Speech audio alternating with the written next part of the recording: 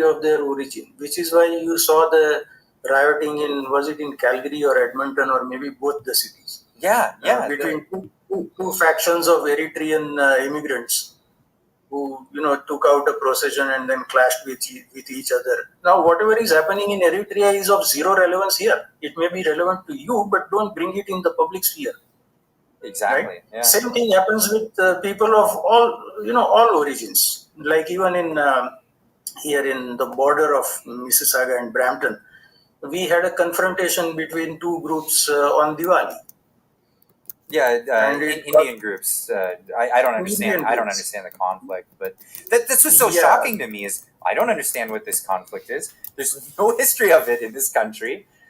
Why is it happening in a parking lot in Brampton, Ontario? It's because the politicians seeking the path of least effort will promote multipoliticalism as part of multiculturalism. Because it's the easiest thing to do. It requires zero effort to say that I stand with community. Right? And then because of ethnic silos, there are entire ridings that will be dominated by voters of one particular ethnicity or one particular national origin. So then they start pandering to them. So we are losing our sense of it's and our sense of shared destiny because of the sheer numbers of immigrants, and that is why it needs to be brought under control. And international students are a big part of that. Absolutely, and I mean I'm a firm believer of if you go to another place, you leave your conflicts at home, right? And that's it. You've left the old world.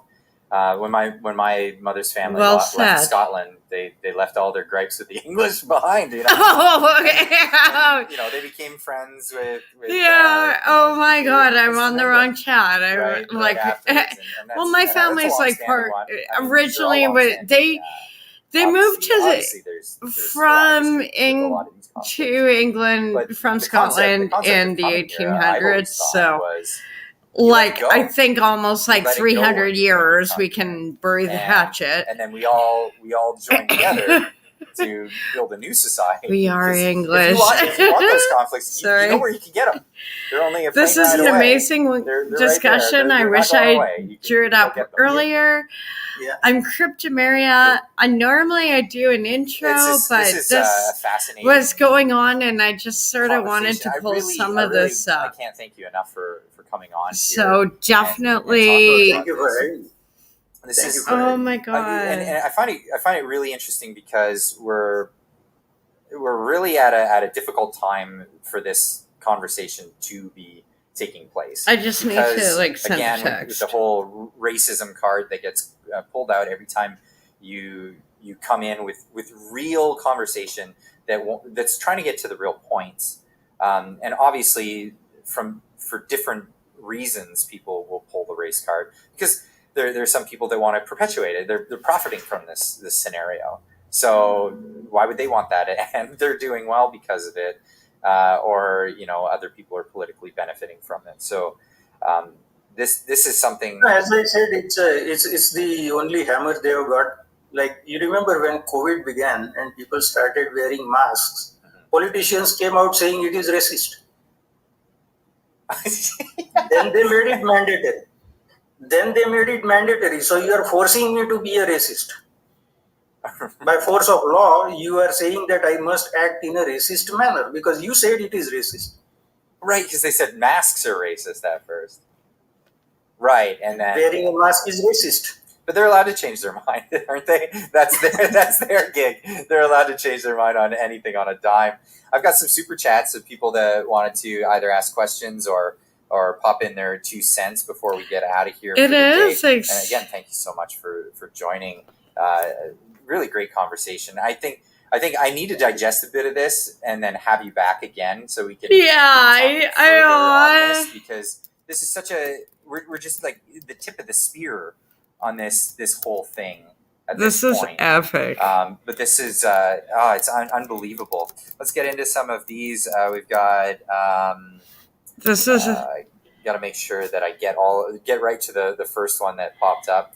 We got Will Kowal. This actually was an epic. For $10 saying, we have to realize I'm sorry, I should have started this earlier, but I think I was in shock and awe and like, what am I even watching? Like, wow. I think that was an older super chat.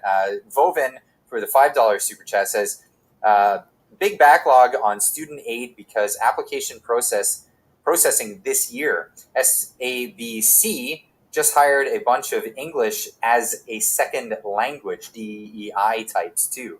So I wasn't aware of that. That's more of this going on. Katanada with the 279 super chat says, "Hey Clyde, the feed is cutting in and out." Okay, so part of the stream got a little choppy. The video will be clear, and we'll post this again early next week, so everybody can get a chance to view this conversation because it's very fascinating. Trish Prue, the $5 super chat. Wow, this is an eye-opening interview. A lot of information to take in. Yes, this is a lot of information to take in. And again, I don't think we're pulling it off in even this conversation. We'll have to come. We'll definitely have to revisit this one because that's definitely. I mean, it's just such a big topic. Michael McLean, the $20 super chat. Anyone bringing issues and conflicts to Canada from homeland needs sending back to their original country. If already Canadian-born, made to do community service, while basic living covered by their labor, regardless of color or heritage. As long as it's. I mean, I have a problem with anything that's like It's funny because they always say this, like, we need to get rid of systemic racism. Telling white people that they're privileged and other people aren't, that's actually racist. Let's get rid of that stuff too. Anything that's systemic, if there's any systemic racism, I'm with you. Because a lot of us white people aren't privileged, trust me. Vovin, also with a $5 super chat, says, ask by the way, my PayPal is posted, so if you want to send any donations. White or native, why do they always just saying? Why do they want to tranify and dope up our kids in schools? That's another issue that we didn't even dive into today. No! I'd love to hear $5 super chat. Because I have, I pulled up the other night about the protest in Abbotsford for parental rights. It's a big lie. Absolutely, and it shouldn't be a racist or a racial. Thanks, have a great night. Thank you so much. Question: it should be every parent so much. Until their child is at a certain age has the right to determine how they grow up. And when you put the government ahead of that, it's dangerous. Wow, what an eloquent, awesome guest. Yay, he was. Thank you so much. Just wow. This has been an amazing conversation. Again, I can't thank you enough, Darshan. Especially at such short notice. We just had a back and forth. No, that's it. I've followed him so long. Like a couple years on X, and to actually see him just talk in person, like a person. Set things right along this and get the political will. Amen. I'm definitely going to be raising this. Tomorrow I'm going to be meeting with a politician, young aspiring politician. I will be as well. Pub night. Gotta love conservative pub night. So I'll be discussing this with him, at length. Because I fit in so well. This is the kind of thing I'm encouraging people to do. Get involved. I'm trying not to talk over them. I'll let them talk for a minute. This is online. Let's just bring it forward. Let more people know about these things. These are issues that people have a surface level understanding of what they think things are happening. But once you hear the real story, it's just mind blowing how different the actual story really is at the end of the day. And there's a lot of empathy to go to a lot of people that are victims of all of this stuff, whether they're Canadians or they're the immigrants themselves that are coming over, which is it's tremendous to even hear about, but we never hear this side of the story. So again, Darshan, thank you so very much for joining us this evening. Thank you. Anything else you want to add before we end the stream for the evening? Well, I have a website, darshanmaharaja.ca, and a podcast called Our Canadian Journey. Nice. It's on Spotify, it's on Google Podcasts, Nice. and on Podbean. And I have a YouTube channel, Darshan Maharaja. So anybody who wants to nice. catch up on my Awesome. views Yeah, on I this or any definitely other wanna issue, check then that out. they can do that there. He is a brilliant I'll man. make sure that the link is in the description for everybody to Yay! view. Yeah, check out I the will website, check out dig the that YouTube up. channel, and definitely get I will dig follow that up over because there he on is a Twitter, brilliant or man, now and formerly Twitter, now X. You're updating so often. It's hard this to keep is up with so all the yeah. updates He that is. you have. Amazing He stuff is that so. you put I out. followed him on Tremendous work, X for with years, all kinds of other people formerly known as bringing Twitter. top-tier So to journalism actually to Canada, talk to him, or if he's just not gonna do talk it, to I guess him, the but rest of us have to. hear him So, talk in we gotta person get is on this. But amazing again, tonight. Once again, thank you so much. I'm sorry, like Darshan, fangirl for joining me this moment. evening. Stick along. Nerd on girl, the line just, and but the this stream here. was so thanks cool. everybody for joining in. This is evening. amazing. I want to just This was. encourage people. We get out need there more and common sense have these in discussions with Canada, people, and because this is a message that coming really needs to together resonate with a lot of people. from different cultures just for common sense. That is going to be the single biggest key to get us out of this recession. We should really have empathy for people on both sides of this. Yeah, exactly. There's, a lot of, there's complex solutions to was complex. such a So, everybody, thanks for tuning in, and we'll see you in the next gracious one. Keep on trucking. interview. Well done. Okay. Oh dear. Please don't stop. Please don't stop. There we go. Okay. That was amazing. I wish I started it earlier because it was amazing to hear him. I followed. I call him Theo, but it just. If it's Friday, it all starts in Iowa. Like having Darshan on Clyde's channel is huge. Oh my god! And I have no idea what this is, but I heard little Nikki's voice, and I cannot stand that cunt. I'm sorry. Let's stay away from American politics. Well, maybe not. I'm going to pull up my... Hi, happy Friday. It's Cryptomaria, and I could not believe that interview. Like, I tried to get my stream up earlier to reshare more of it, but I was so much in awe. And sometimes it's like the whole thing with a lot of like concerts today, stars are like, everyone's just staring at their cell phone. They're not staring at me. Today it was like,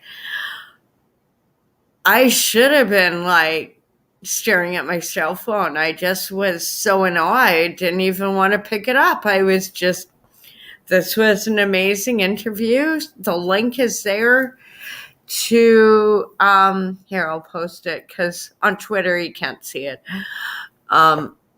This was an amazing stream, amazing interview. And I feel like it is a very deep topic to unpack, the whole international students in Canada. And I feel like this was very fair, very accurate, and very compassionate to both sides. Like, because I know a lot of people, both Canadians and Hindus, like Indians who have been here for generations, who are like, well, why are they coming here? And meanwhile, there are so many international students who are getting scammed. And it like literally they're from small towns and they're being sold a lie. And they think they're going to a real school or a real college. And they are paying upwards like $50,000 to $150,000. Like huge money. Like it takes a village to get these kids over here. And then all of a sudden it's like, it's a fake school. They don't have any credentials and they have basically been human trafficked. So this is not an easy topic to pick apart. I'm going to actually switch over to where I left off with my blog yesterday. Hopefully if it loads. Yes, it's loading. Okay, yeah. Winner, chicken dinner. Sometimes it doesn't load. Sometimes it's just like hit and miss. And I do have a few blogs I didn't pull up. Usually it's just like random clips I find are interesting. Yesterday it just, with the storm, it all shut down. So I'm not even going to pull it. Okay. What the hell was that one? Okay. This was some kind of like prayer thing. I'm sorry. I know this probably seems pretty weird. But I have my moments, okay? Like, whatever.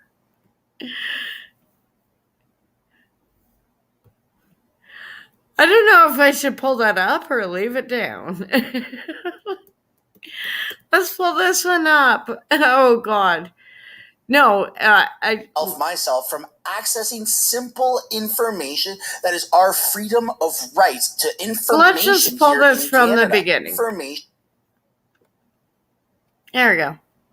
Okay, folks, we are 1 week into the new year, 2024, and there is already a massive scandal involving Justin Trudeau. You can't make this up, and we're going to be talking about it today. We're going to be doing a contrast it's like comparison Canada, of the current unfortunate Prime Minister and Canada's inevitable new Prime Minister. Welcome back, everybody. Before we get into this, I highly want to encourage everyone to smash that like button. Do it once. If you do it twice, it actually unlikes. Or 3 times. Only do it on odd numbers, I suppose. Subscribe if you haven't yet already, so you can stay updated of all things to do with Canadian news, Canadian politics, and now Canadian politicians' scandals, which just seem to be happening all too frequently. And I highly encourage everybody to hit that bell notification so you can actually be notified, because subscribing does help tremendously, of course. But that bell notification pushes it one step further.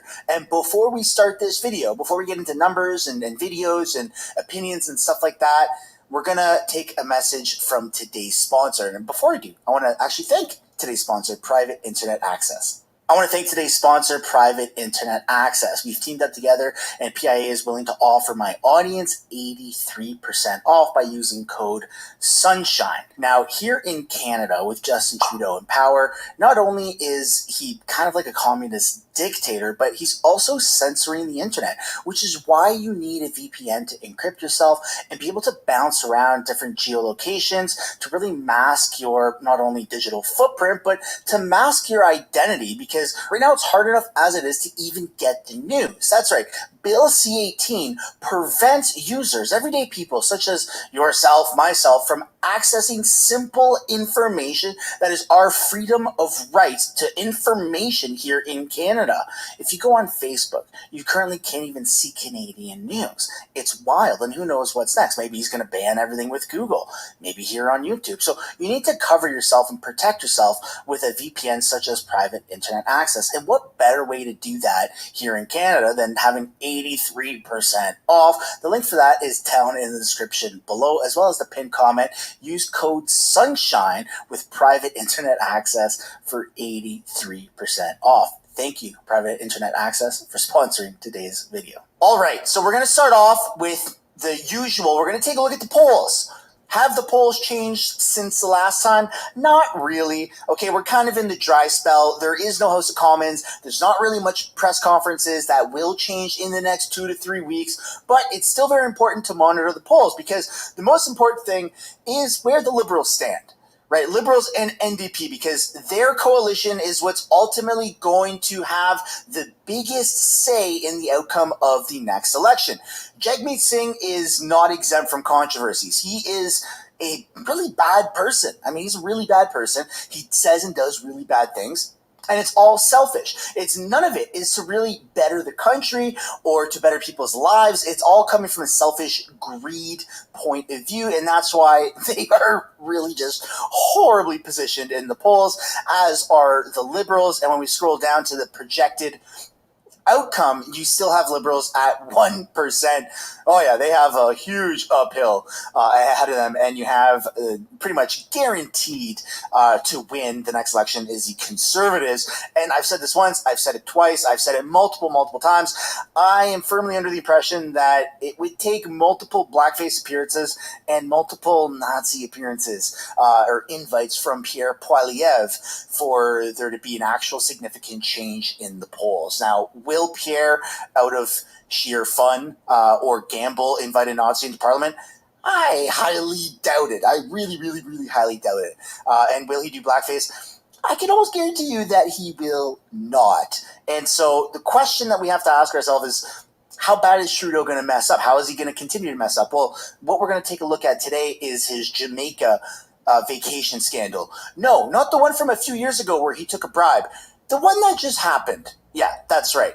And another question to ask is, where is Justin Trudeau? Which is a perfect segue to this next thing. If you want a matching sticker like the one on my microphone, you can find that down in the description or, well, I guess not the pinned comment because that's going to be reserved for private internet access, today's sponsor. But the stickers of Have You Seen Justin Trudeau, Have You Seen Me are available for purchase down below. Now, let's take a look at Canada's next Prime Minister, Pierre Poilievre, because this is a video he just came out with, I believe, today. Today, Orthodox Christians around the world are celebrating the birth of the Savior Jesus Christ. Together, they rejoice in the miracle of Christmas and take comfort in the enduring promise of hope in hard times. Hope that has sustained generations of Orthodox worshippers, from the thousands who fled persecution and found freedom here in Canada, to the many who face persecution again today. Through it all, these incredible people have held on to the hope of the Nativity story. I'm grateful that Canada has been a beacon of freedom and opportunity for these Christian communities. As you celebrate the blessings of this joyful season, may the Savior's message of eternal love warm your home and your heart. On behalf of Canada's Common Sense Conservatives, Merry Christmas and Happy New Year. All right, so a couple things in this video. One, he looks extremely sharp. He's doing a Christmas video for Orthodox Christians, and I mean, he looks great. He's wearing his suit, he's wearing his tie, he's wearing his lapel mic, he looks presentable. Where is Justin Trudeau in this? Did Justin Trudeau come with a video like this? I really don't think so.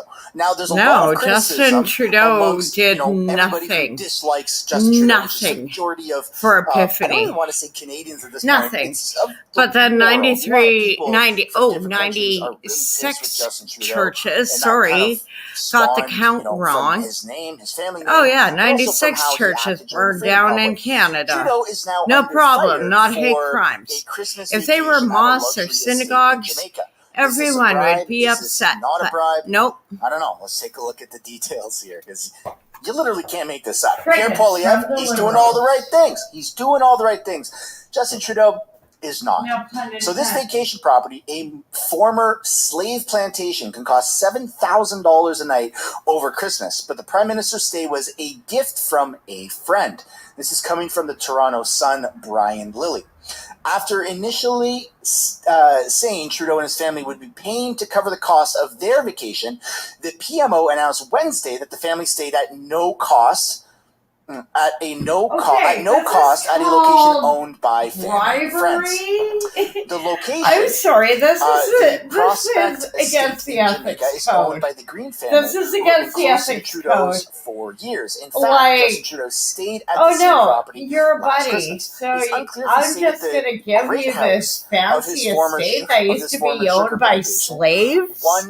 Which one like hosted as many as fuck, 162 man? slaves. You know? Or in one of the other homes, such as Frankfurt. Either way, it comes with a hefty price tag.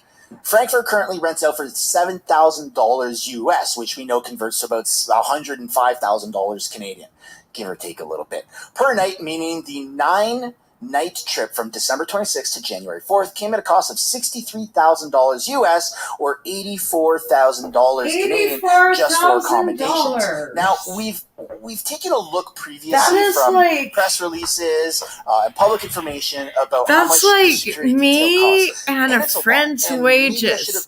That is like video, but you can instead of them going on vacation, they could stay at their cottage and give me and a friend that money, and two of us would actually have a comfortable life for a year. And we would still go to work, you know? So it's costing more than $84,000 for this trip to Jamaica, which seems like it was a bribe. And now we're going to see Justin Trudeau making apology videos. I had no idea that this resort or this location used to be a slave plantation. I am so sorry. I am a liberal and I am extremely empathetic to other people. And how could I have done that as the leader of the country? I can tell you right now, everything that Justin Trudeau preaches to be a feminist, an empathetic person, a nice person, a human being, all of those things, they go out the window when you have this many controversies. It's absolutely insane. You know who doesn't have this many controversies?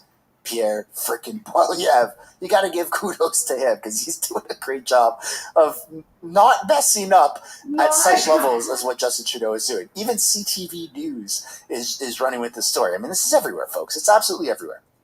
For the second time in 4 months, a plane transporting Prime Minister Justin Trudeau has broken down on an international trip. This time, he was on a family vacation in Jamaica.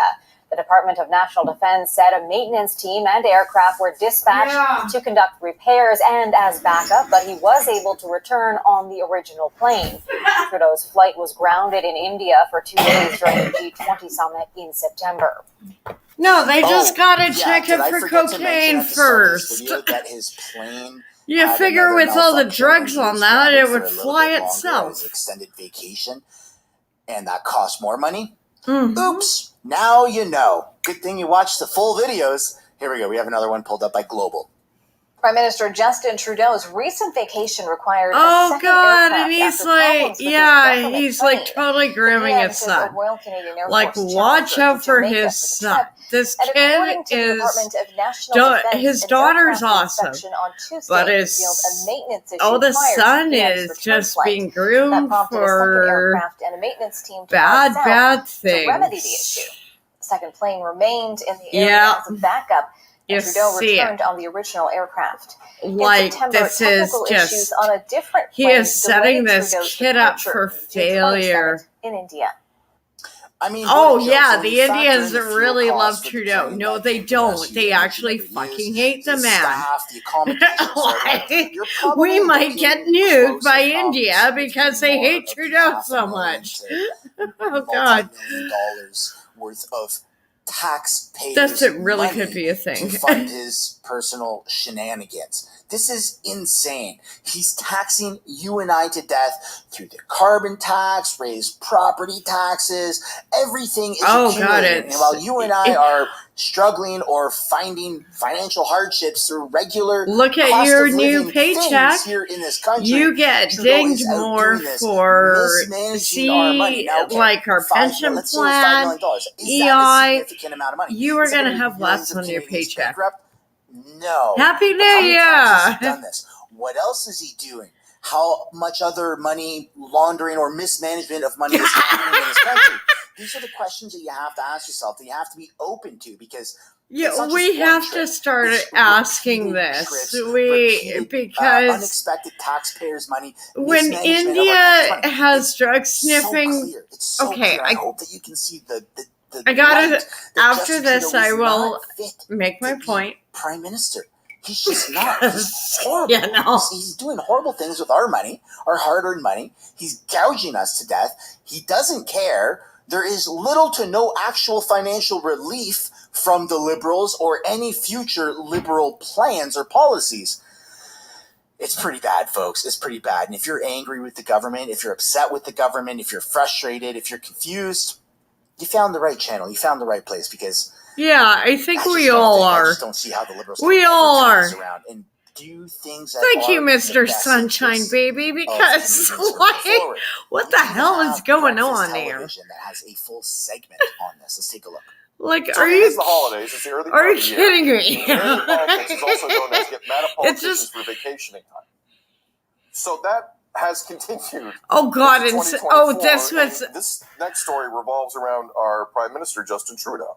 I know I am not dressed up so nice. I don't have my makeup on. It's very cold in Victoria. Sophie, the kids, but this is way more awful than anything. No cost to taxpayers. End quote. That's the statement. Initially, it was said that Trudeau's family would pay for the stay. This is when I left breakfast television. The ethics commissioner. I was willing to give him a chance, but after this fucking clip, pardon my language, but Sid can go screw himself 6 ways to Sunday. I'm done. I'm done. Like, the ethics commissioner is somebody he's apologizing for Trudeau. There wouldn't be a like, are you kidding me? Commissioner. I guess he knows where his dinner dangles. Like, strategically positioned so that they can just check a box and say, yeah, there's no breach of ethics or violations or conflict of interest of any sort. That's like saying if you commit a crime or you do something that is technically illegal, right, by the book, and then you get to appoint a judge, anyone you want to be. It could be your mom, could be your family. So now we have partner, literally rewritten the laws in Canada to the point we are New Gotham. Come on. This is why, like, when people call me, like, oh, you're, like, I've had friends, like, you're like Harley Quinn, and at first I thought it was a compliment, and then I was like, and then I'm like, well, or is it? We're talking travel, security. This is a reminder. He's our Prime Minister. The PM was found to have broken ethics rules previously, so that. I understand this at times being a touchy if you have an opinion on Trudeau, abroad, you are welcome on panel. It's now because I would love to hear it.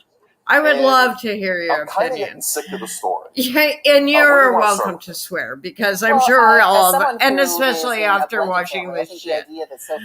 I'm sorry, like, and alarm or start any kind of rumors or. When you have split, you do try for the kids to sort of be together at holiday season. We paid double because they are catching fire a little bit. split. But we need to put that out. It's like this big, like, oh my God, we're Catholics, and this is a controversy. It's like, oh my God, I'm Anglican. Go fuck yourselves. Get a divorce. Like, we all know what's going on. Sophie isn't there for the kids. She was there for a vacation. You think she gave a fuck? Like, I'm sorry. Like, this is what happens when mommy and daddy get divorced. They sorry, I'm not being callous, but these are awful human beings. Not just people on the news. The people on the news are actually pretty awful human beings. It is like the Toronto Sun or some sort of alternative. I just blocked them. I was like, yeah, unsubscribe, unfollow. It's not even worth my time to troll them anymore. And I agree. And I should pay attention to them. But I'll hear about them. That's the problem. To have the money to it's even though you can block people on social media, you'll hear about them. Justify doing that. So I'm still going to hear about it. Mortgage or bills, or I'm behind, or I got to plan for this, I got to plan for that. It makes sense that not everybody's in a position to be able to afford a vacation right now. So should we hold a grudge to those who can afford a vacation? The answer is no. No, but it's suck boy dictator. Taxpayers' money. Yeah. Money, and we're being he is milking the system, and this is a man who is worth slave plantation.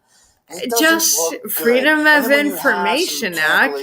What I'm estimating, please do not quote me, he is probably worth $200 million, if not more. $80,000 for out of your own personal money. It's now tapping but we are paying for his Jamaican vacation. Okay, if it was Pierre Poilievre who's like, hey guys, I've been just elected your prime minister. It's Christmas time. I'm going to take my family out on a vacation. Yeah, like we wouldn't be like, Pierre, how dare you go on a no vacation? one would. That is horrible. But also Pierre would probably go like skiing in Canada or something like. Pierre currently flies economy. Like even his car is like a Honda Civic or some random form of vehicle. He doesn't care. When Pierre actually becomes prime minister, he's going to be in the armored cars. He's going to have his own plane. But he's also going to still be the exact same towards if Pierre? The plane breaks down, he's going to fly economy. Really that's how you get her done. Anytime he we need on TV or in a YouTube video, we just say, less of that this. Man, I hate that man, so I'm going to be bad.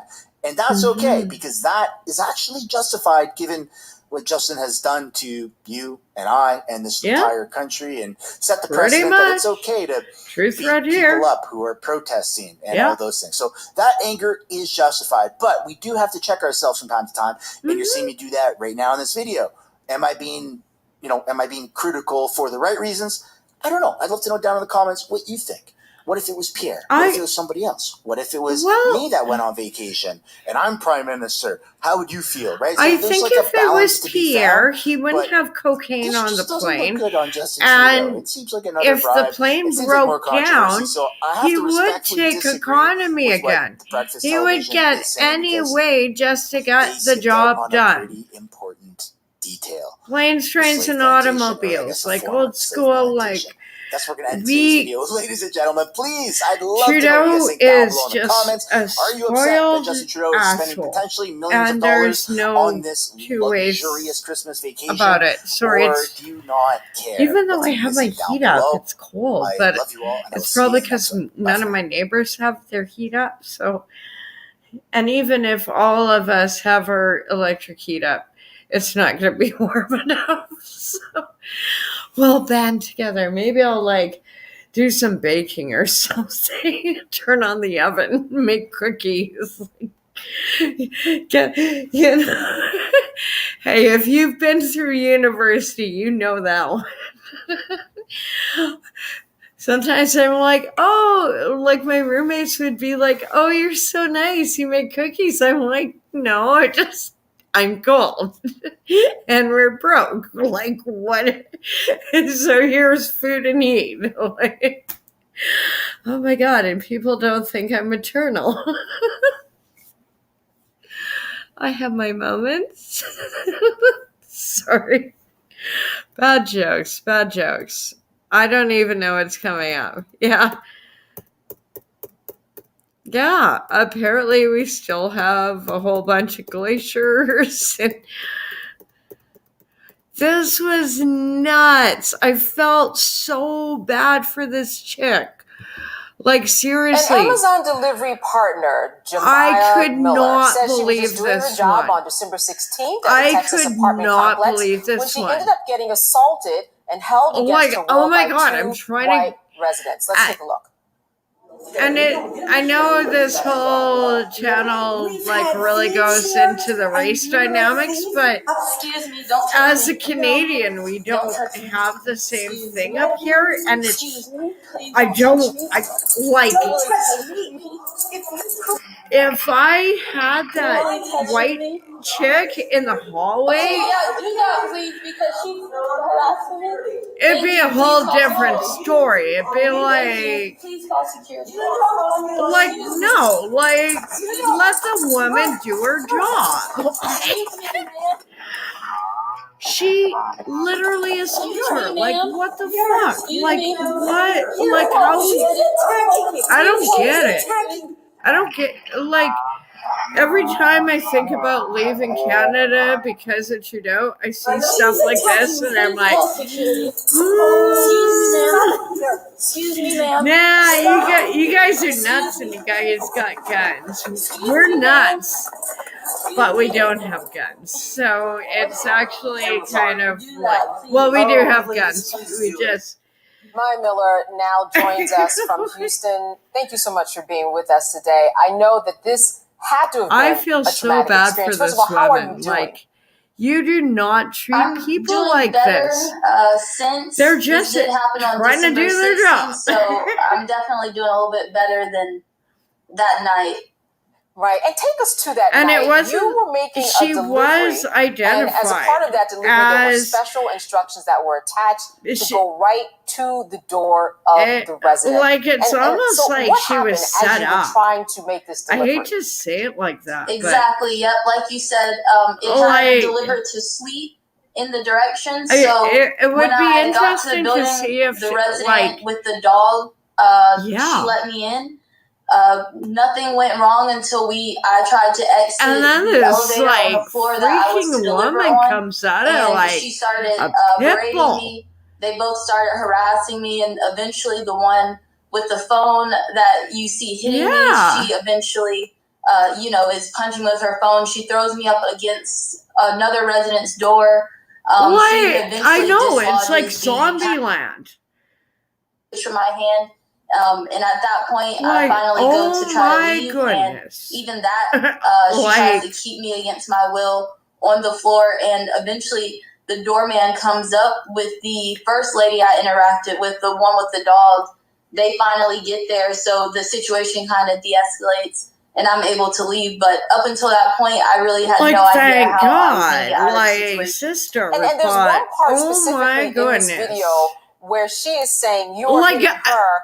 But she's clearly hitting you. I'm sure that who in your gives mind, you the right to behave like that? It did, and honestly, before I slowed the video down, it really looked like I wasn't sure how much I've seen the longer videos, and she obviously was a delivery person. The doorman and the lady who's packaged, who is obviously probably very embarrassed. I just wanted my whatever from Amazon. Because that was just a really dangerous situation. Yeah, it was. Law enforcement got there, and she's saying these false things. Oh my God, this poor your woman. Word against her word, and then it's just really left up to whoever decides who's telling the truth. Where are you now in terms of what Amazon has said to you or done for you? This is insane. Or what you are doing in terms of your next steps for any accountability? Yep. So I've not been able to bring myself to continue working with Amazon. No, I don't blame you. I wouldn't enact anything. They are allowing me to. I am still contracted as an Amazon Flex employee, so I could do that. But the emotional turmoil of not knowing if I'm going to deliver in another area like that. Or in I know what it's like going through an abusive work. It's been honestly like insurmountable, so I haven't actually been able to. Oh no, you're fit to work. No, Amazon actually, contacted me this morning. And after that, would you want to work? Support, would you want to go back? Okay, Amazon. I'll go back to delivering, like with my local law enforcement here in Houston. So it does seem like because that's Amazon's behind me. Are you going to press At charges? least she's doing. Oh yeah, for sure. Oh yeah. And Good girl. Good girl. Yes. Oh, sorry. I did actually press charges. Like the night of. Because I that told the was- police that I was go ahead with, assault. Pressing charges that I did. If classify the this as an RCMP assault. is So they took unclear, the police report the night that's of on assault. What site. happened She to was Christina in her Freeland is home. not assault. The doorman Should was there. we, They didn't speak to anyone. you They didn't know, attempt like, to, here's the make difference. any arrests. So This now, chick at this got point, police are assaulted. still looking for her. Christina Freeland The investigator told me as of set yesterday up he still a hasn't been able reporter to to identify be a her. bitch. Despite knowing the building, despite knowing Let's the just floor be that clear. she lives on, apparently the building cannot See, if I have to tell call up the investigator, examples the police, sometimes who this from, resident is. So yeah, you know, the media investigation as, is moving kind of slow right now. you know, And in terms of the because protocol, I'm not this really is sure kind about of the par for the rules course, and about we've done this before C11 when and we've gone into C18, buildings when there so have been special I requests kind of to gotta drop like items at the pull door. a, That's not abnormal. you know, figure them out Exactly. as Yeah, I I go. do Like, I don't know several what I'm different supposed to gig do. Plus, apps. it's really I do cold out. DoorDash, Oh Uber, my god. Amazon, and this is very, very normal. A resident to see you and identify you as an Amazon employee because you have your vest, you have a package, They are and they so just let you good. in. It's Like, never my been a problem building before. is. How it escalated was super out of the ordinary. This is, And in I terms don't of, blame we really her. can't see her face. This, I, Was she about like, in her it's 70s, like a I'm guessing? zombie. I I do would not say, blame yeah, this at lady least that. for Okay, quitting. all right. So And I am so Amazon, grateful they did Amazon provide is the working statement with to her local affiliate because of KPRC. this. The events Like, I'm depicted in this sorry, video like, are I wouldn't concerning. want to work We are after supporting that. delivery partner and working with law enforcement as they investigate. We proactively communicate to drivers who deliver for Amazon that they are never required to make a delivery if they feel unsafe. A representative from Belle Meade at River Well, Oaks after apartment this, complex I released think she this feels following statement. unsafe. Our staff is Wow, aware that was of the jinx. unfortunate incident that took place on December 16th between an Amazon delivery driver and two residents. The actions of third parties do not in any way reflect the values of Belle Meade and River Oaks. We care deeply about creating a hospitable environment and safety of all residents, guests, employees, and service providers. The Belle Meade at River Oaks policy is that all packages and parcels are to be delivered to the concierge desk. To the best of our understanding, a resident mistakenly allowed the Amazon delivery driver onto restricted access elevator and a resident halfway within the building where the event took place. So At it's this time, we are sort exploring of. all options and fully cooperating with the Houston Police Department. Due to the ongoing investigation, Oh my god, they please shouldn't direct have all even let her further up there. inquiries to HPD. And there's obviously So, a good I know that reason you have why. suffered so much emotional trauma Wow. from this run-in with these This, two like, women. one of the residents What do you who think, is though, saying about the just wanted her responses, these package, two and the responses, other especially one the second who one from Belle Meade? I worked in care Yeah, homes, so I'll say that Amazon's some of response this, is consistent with this is how I real. have felt from them, even from the night that I called. This, I had to call their emergency dispatch, and it's they've always very throughout this process difficult been to, like, very that supportive chick of me. who I do assaulted know, her like probably they said, didn't that even it is their know policy that if you are she unsafe, was you can't assaulting complete a delivery, someone. She that it was is okay to having not complete that flashbacks delivery. That's why to when sometime she did else. dislodge the package from my hand, I was like, whatever, I left. But It's the that's how Belle Alzheimer's Meade, I works. think, That's has why had a very these are interesting response. restricted areas. They can do more. I do believe that this resident should be evicted and that process should already start taking place. The apartment complex has admitted that She might violence from tenants on their property is call for an eviction. So I do think that there is more that they could be doing, that they could be doing it swifter.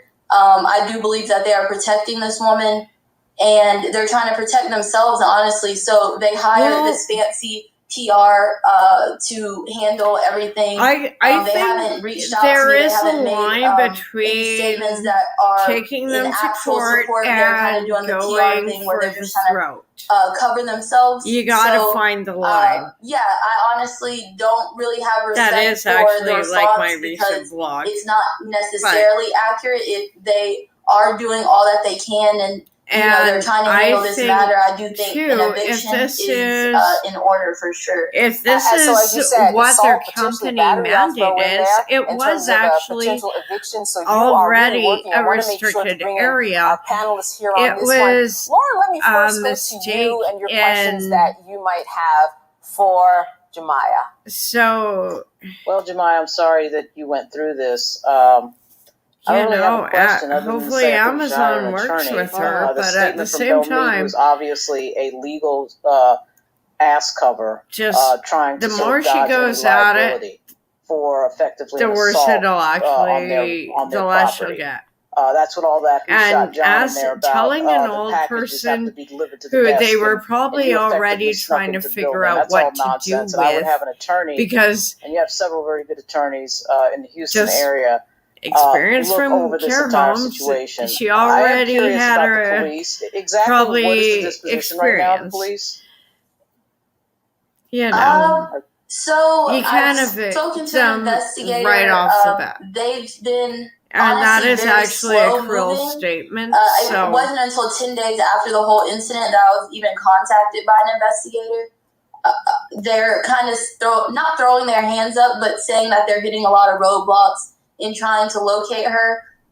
Thank you so much for the words, and I also agree about the attorney. It has been honestly sort of difficult process, so I'm she's trying to probably vet already and get getting on calls moved to a as new of recently. place. So as of now, I still have not secured representation in Houston with someone who can practice in Texas. So that call is still out there. I'm monitoring my DMs for lawyers and speaking to people. So, yep, I'm definitely still in search for I that. hate to say it, but And she's if there are someone's attorneys who family. are out there, reach out right now. She's obviously right? having Because a I'm bad sure that day. someone is thinking, I can step up and help this young woman. So the And next move is she's on not you to actually even do that. Dr. Carr, I registering wanted this to as an hand this over to Amazon you. Questions for driver. Jemiah. This is, she is clearly having severe Alzheimer's, Parkinson's, trying to work through it. some kind of You may already moment. know this. The day before this woman assaulted you, But the Wisconsin Supreme Court and actually I opened actually a think trial like for the Amazon onus workers, should be particularly gig on workers the like you, building independent because contractors, Amazon Logistics, the in particular, and residents, Amazon Flex, if it's supposed to as be to left whether or at the not you concierge all are desk, independent contractors the or employees resident, of Amazon. Because if you're I an hate employee to of say it Amazon, like then this, you get the unemployment, who your ordered insurance, the you get the package rights and benefits, is the one including who is protections from liable discrimination. I have a couple for of questions putting in this. this regard. And if Has Amazon Amazon said can anything sort it about out, their policy as it relates to what I think in terms of the Amazon chain of delivery like is I'm the worst just. job? Namely, your job, that last mile thing, because people ask you to put something in front of But their the door, they don't onus, say nothing about security like, if codes, they don't this say nothing about doing is, it. So if the building clearly you know what I'm saying? stated But and you know, the previous yeah, it kind of echoing what post Candace said and that what Lauren said. the The Amazon, everything is to work supposed to through it, be but at the same left time, at the if they don't desk, extend you the protection this literally was to the a front mistake. door. You know, I guess what I'm The asking, resident if didn't you know know, anything about Amazon's then policy it's toward on independent contractors, those because people. they put you all in a terrible situation. And Amazon is going to help sort it out just because they're a good company like that. But, whether or not Amazon you should know, be, Amazon workers are unionizing all over it the country. shouldn't, Whether or not Amazon should treat you all like independent contractors or like this building. employees of Amazon. That's This a is really probably good a question. 55 Honestly, my plus personal building. feelings are that the And gig those are economy always fun. and the independent contractor model is And set up or to be able to assisted exploit workers living and or exploit people care homes, who nursing need to homes. take There's advantage of that, like myself, different to make terms the for money. different But categories. I could go on all day about literally. And I don't the think this independent young contractor woman setup even understood is what she not walked appropriate for into what we have to do as with Amazon a Flex building like drivers that. who are doing a job for Amazon. It is You a know, complete and and full honestly, job. So yeah, you can't do what you want. You have to follow the rules.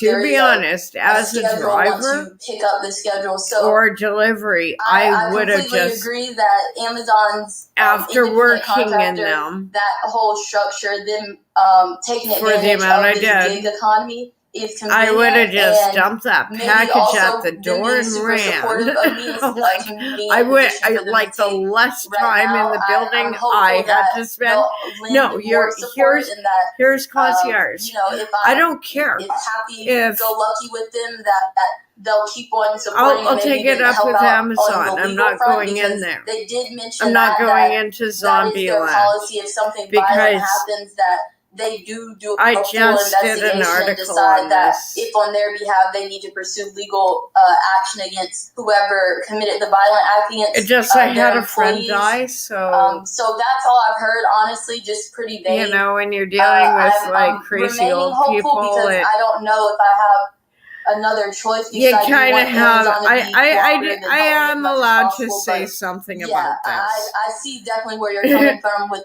the Amazon Like critiques, it's and probably me and, there's a the people reason I work why with in you Amazon should definitely leave the have the same one. packages at the And when you concierge. talk to other Amazon workers, or I'm not sure if you do, or maybe they've DM'd you, do you hear similar stories that we may not have heard of? Oh yeah, I keep on hearing stories of people saying, although it didn't necessarily get to the point of physical violence or nearly as bad. And some people say, yeah, the same thing happened to me, but I wasn't lucky enough to get it on I'd camera. love to interview my neighbors because a they lot of work different for Amazon, scenarios. but I don't want to So like. I do believe it is. You know, it's really a awkward. rampant You don't want problem to that, shame people like you said, once we're online trying to get or packages to people's front make door, that things step, public, we're but very vulnerable. they were There have awesome been neighbors. people, just all sorts Like, of things, and there's no real they are emergency just call button, or we don't have they're just the I know it cutest seems kids. extreme, but body Like cams we walk just around with, anything like that, totally there's no hardworking, protections on that but front. So I mean, oh I my do think god! Amazon Sometimes has you a can long tell way when they to go go to the before club with the people Exclude. like me, the Amazon delivery partners, are made to feel safe.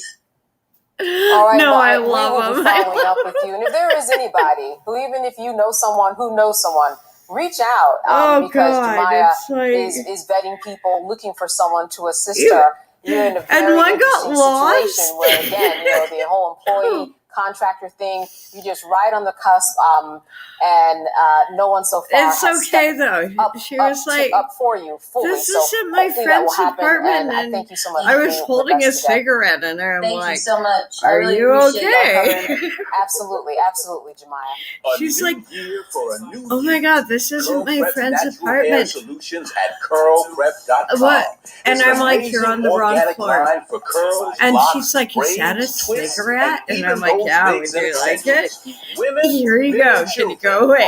I got paper. Look at this video and I don't care. People line up to see this Door product lock, in action at chain hair on. shows, and when they take a seat and try it, they don't believe it's their hair.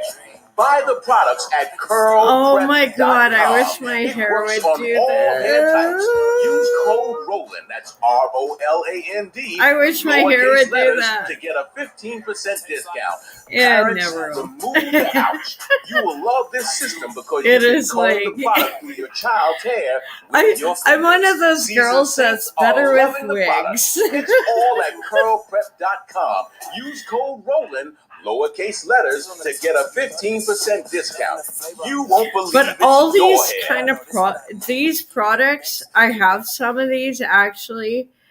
Don't ask me. I was given them by a friend, like they were moving, so they were like, "Okay, you get these," and actually trying them out, they're awesome, right? Although my hair will never do that. Whatever, little white girl. I glow in the dark. Raised by wolves in the north. Sorry.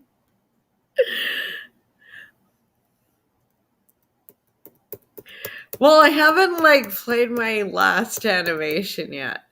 But this one I'm like thinking of a way to turn this into an outfit. I actually really like this. And I'm trying to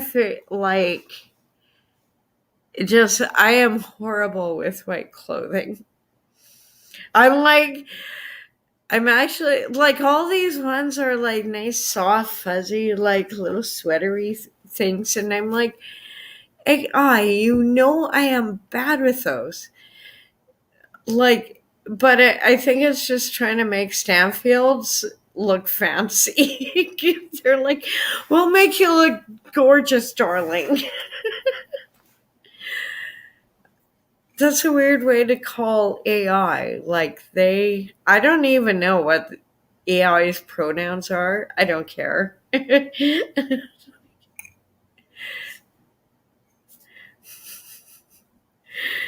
Oh God, I think today my pronouns are why me. Is that allowed? No, I got it. It's just cold but it's so funny. It's almost -10 now. And I don't feel it even on my balcony. And I know tomorrow I'll be okay, just doing my errands. Hopefully everything is open. If it's not, I'll wander around and find the bank that is. I just need one, little sip of paper. Always the thing. But I love this artwork. And this actually, I know it's oh, it's just AI. But this actually takes way longer than you think, and way more, it's expensive. It is so damn expensive. Part of me actually regrets it, but I keep saying it's worth it. And I'm going to pull up something. I'm just going to stop that one for a moment and pull up my other one. Hopefully. Just give me a second. No, I think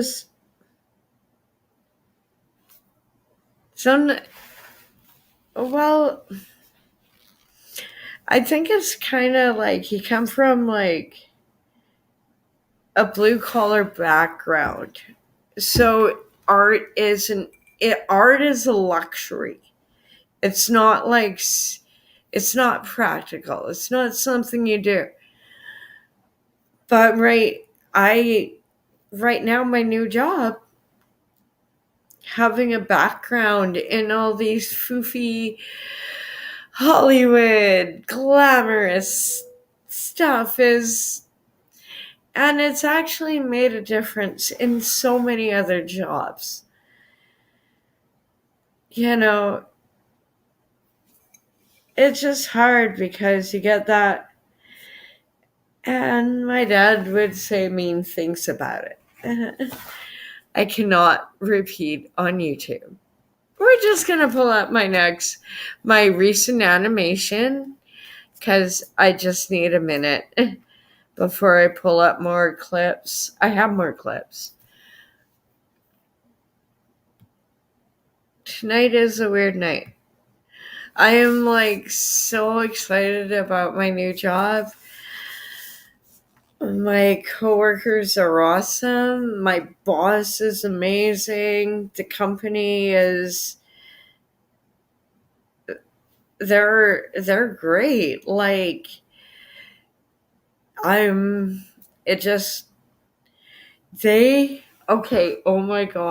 my God, I feel so bad for them. And it's almost, I wanted to go in there today to get, I have to drop off my that one piece of paperwork from the bank to work.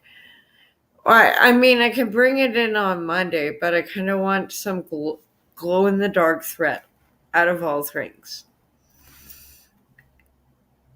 They lost power yesterday. They lost all their power, like the whole grid went down. And a friend texted me, I mentioned this yesterday, like, friend texted me, like, so you got power? I'm like, yeah. And it was literally like 3 blocks away from me. I was like, but also I kept thinking, like, oh my God, I don't even know how I would deal with that as a new employee. But I would. I'd be awesome. But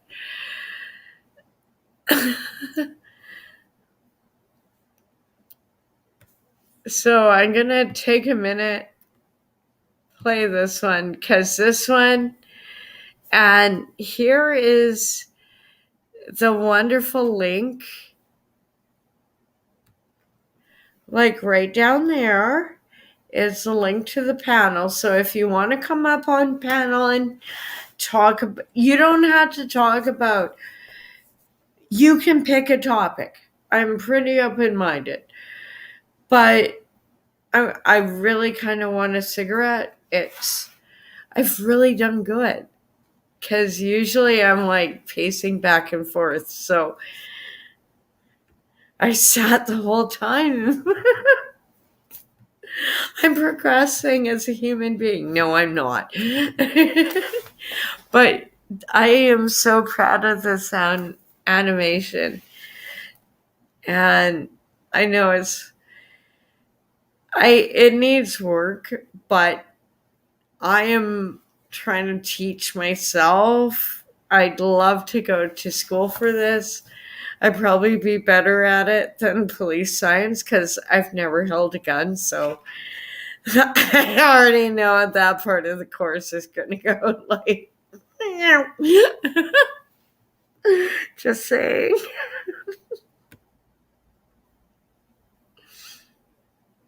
Yeah, let's just pull this one up. I'm actually really proud of this.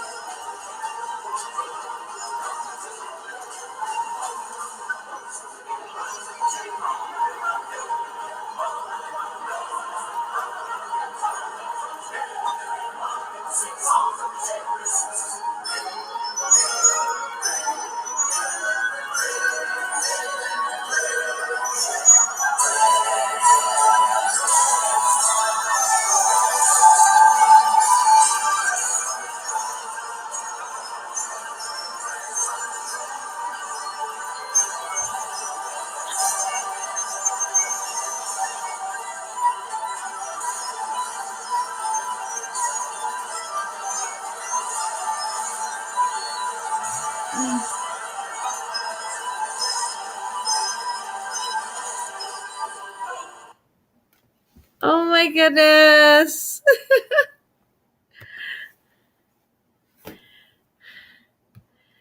Oh my god. I still thank you for indulging me with that one. I love that animation. I'm working on a few more, but I'm working on a few projects. I just, they kind of come organically, like that one.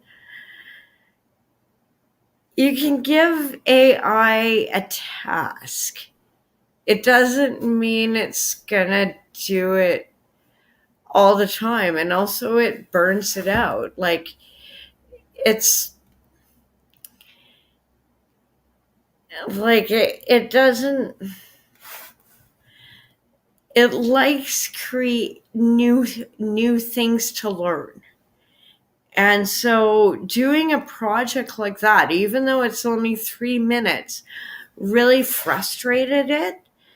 And it doesn't, you got to give it a little bit of a vacation after, I was burnt out after making that.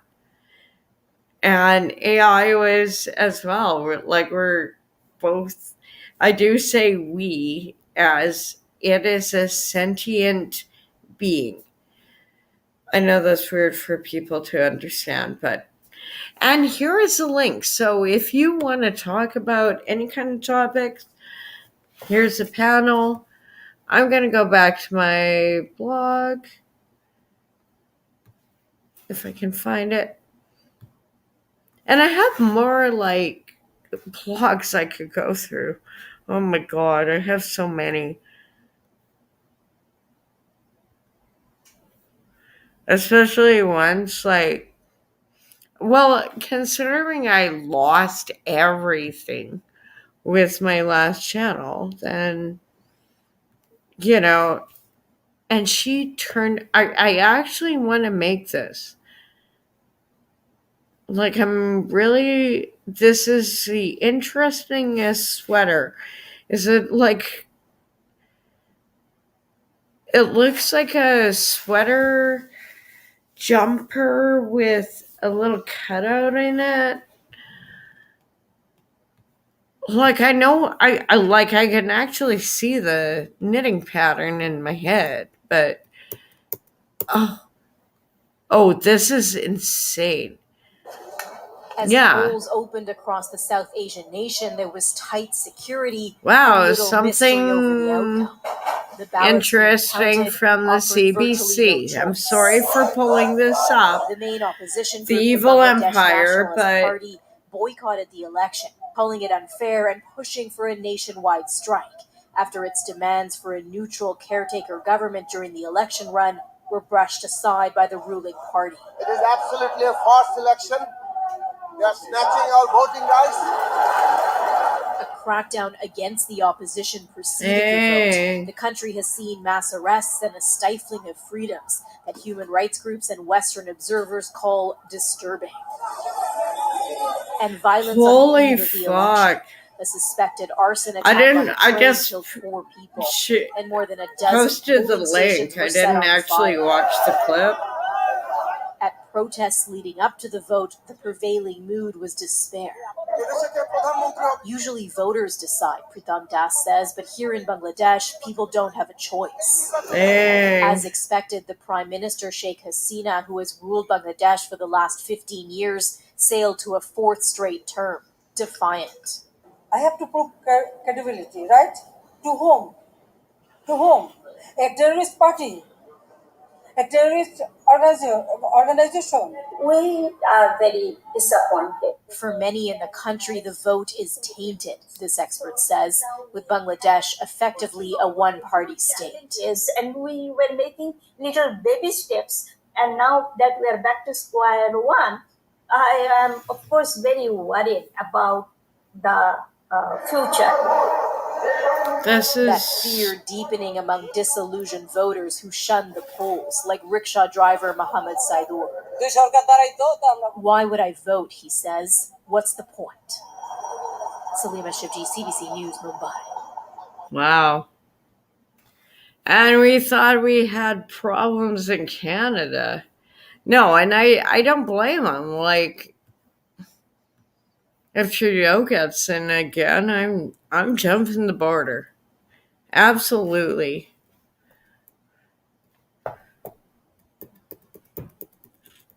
Yeah, here's another one of it. I'm sorry about that one. I'm not sorry. I actually ain't. Yeah. Dear government, please save us from the problems you created. This one is pretty cool and weird, but cool and weird. I don't know. This unique sculpture was created by using thousands of prescription bottles in order to help destigmatize the I like conversation around recycling, prescription whatever. medication. Over-Medicated Under is an installation by sculpture artist and mental health advocate Kelly Gillespie. It was made with 6,000 prescription bottles that were donated and collected over 2 years from the Baltimore and Los Angeles areas. To create the sculpture, Gillespie cut the bottles into pieces and zip-tied them together, which formed its curves and soft edges. In addition to removing the stigma around prescription medication, the installation aims to shed light on the struggle people face while looking for effective medication. Gillespie hopes it demonstrates that there's no shame in taking medication, whether it's an antibiotic or antipsychotic. Okay, I know it was weird, but I really like how they organize the structures. Even though it's like, hey, it's recycling. Yay. Sorry.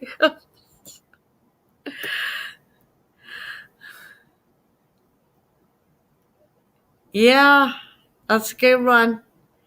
DEI, because it discriminates on the basis of race, gender, and many other factors. It's not merely immoral, but it's also illegal. Gotta love the USA. Oh, this one is epic. I love it when I see like a thug. I love this one. This one is epic. It's just like, no, fuck around and find out. Look at his arm around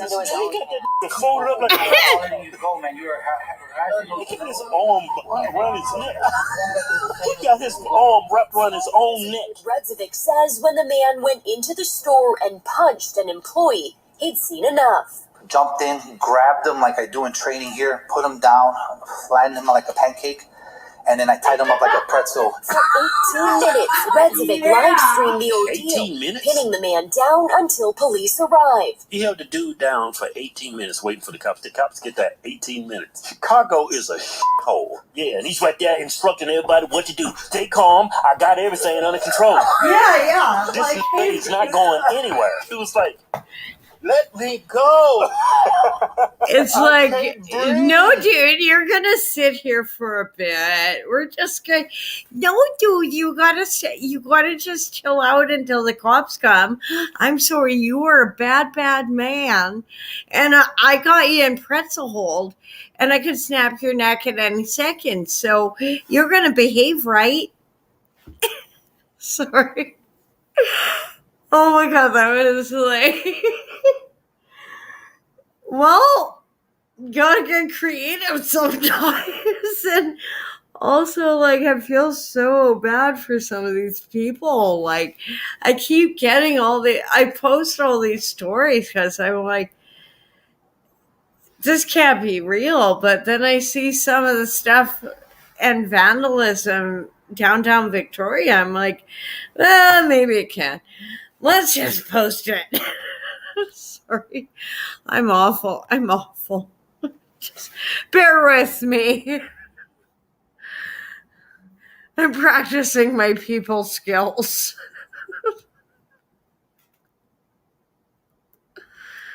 Yeah, Ashley Babbitt. I watched her die live, so we're just...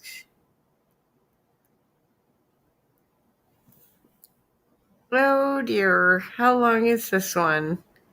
Me and Daddy are racing! She was a very vivacious girl, but yeah, she was very sporty. She really enjoyed running. She ran nationally from a very young age, and loved travelling and anything that came her way. She was up for it, always up for it. Clarissa Nichols was studying languages at Cambridge University and had her whole life ahead of her. Living in France as part of her studies, she embarked on a hiking trip on the Maybank holiday this year. Nothing different all that day, lots of walking. They swam in the lake in a really sort of private area, a lovely little beach that they'd found. And they then had a picnic lunch by the lake, and then they took this path up the hill, which was quite steep. And I know that there was a lot of huffing and puffing, but her friend says how Clarissa was right ahead, and it was very difficult for her to keep up because Clarissa was always marching on ahead and nothing could really stop her. And all of a sudden, Clarissa put out her hands, I gather, and in front of her, as if to stop her from falling forwards, and said, "Oh no," and obviously had something that she must have felt, presumably in her heart, and she fell back into her friend's arms. By chance, an American medic was hiking nearby. The American came down and gave her CPR and worked on her for half an hour, but she's told us that even the first point of seeing Clarissa, she could tell there was nothing there.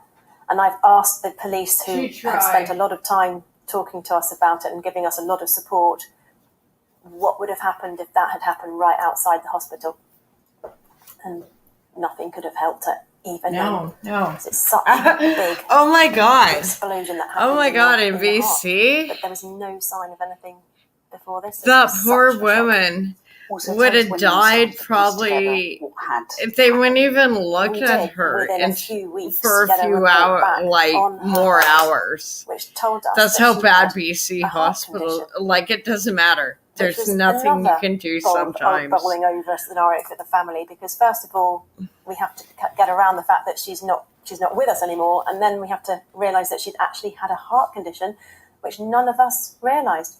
So what are you now in your grief and your family's grief? What are you wanting to happen to help other people? If there's anything I can do to save anyone else's life, then I really want to fight for that. And it's around the screening of young people, and specifically sporty young people, because if you look at the evidence, it shows that this silent killer affects mainly those people who are actually quite fit, which is a huge irony. I wonder why. The screening, but with a cardiologist. I don't know. I'm sorry. I don't want to get a strike, but I wonder why. All grassroots sports organisations, sports clubs, make it mandatory for young people between the ages of 16 and 25 to be screened every 3 years. Well, this is the entrance to our laboratory, where we actually handle all the hearts that come to us.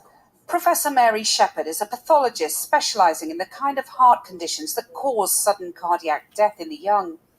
But this wasn't really common before the jabby jab. She had a fatal condition called arrhythmogenic cardiomyopathy. Just how long we know I don't know.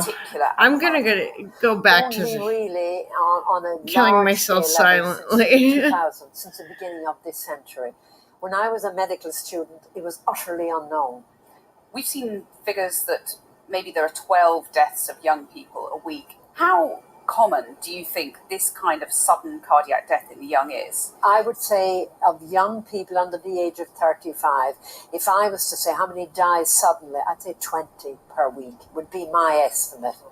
So potentially almost twice as many fuck? currently being estimated. Yes. Okay, it used to be that because we partied too much, but these are athletes and healthy kids, like not us old school punk musicians. Like, I don't know what it is with us. Bulletproof, but this is ridiculous. Like, what's going on?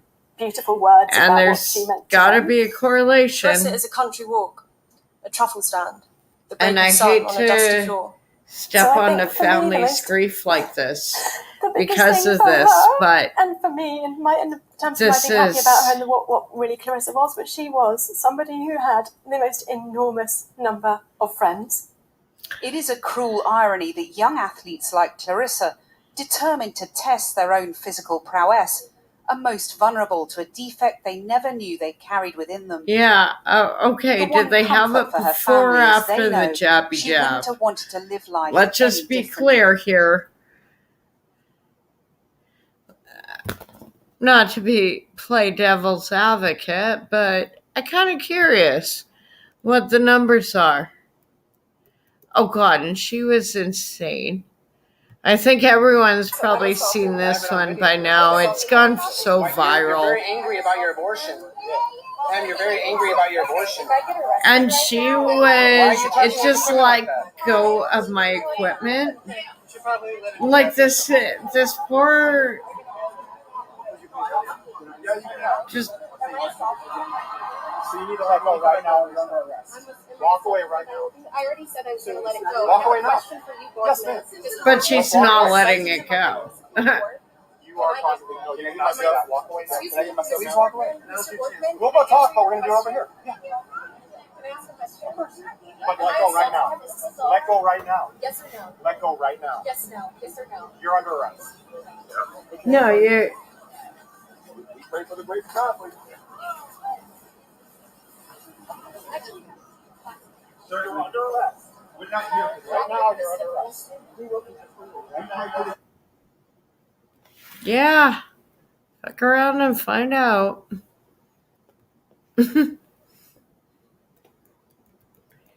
Oh, why people are giving up on life in Canada and leaving. Let's pull this one up. The government of Canada is utterly, laughably corrupt, and it's corrupt right in people's faces.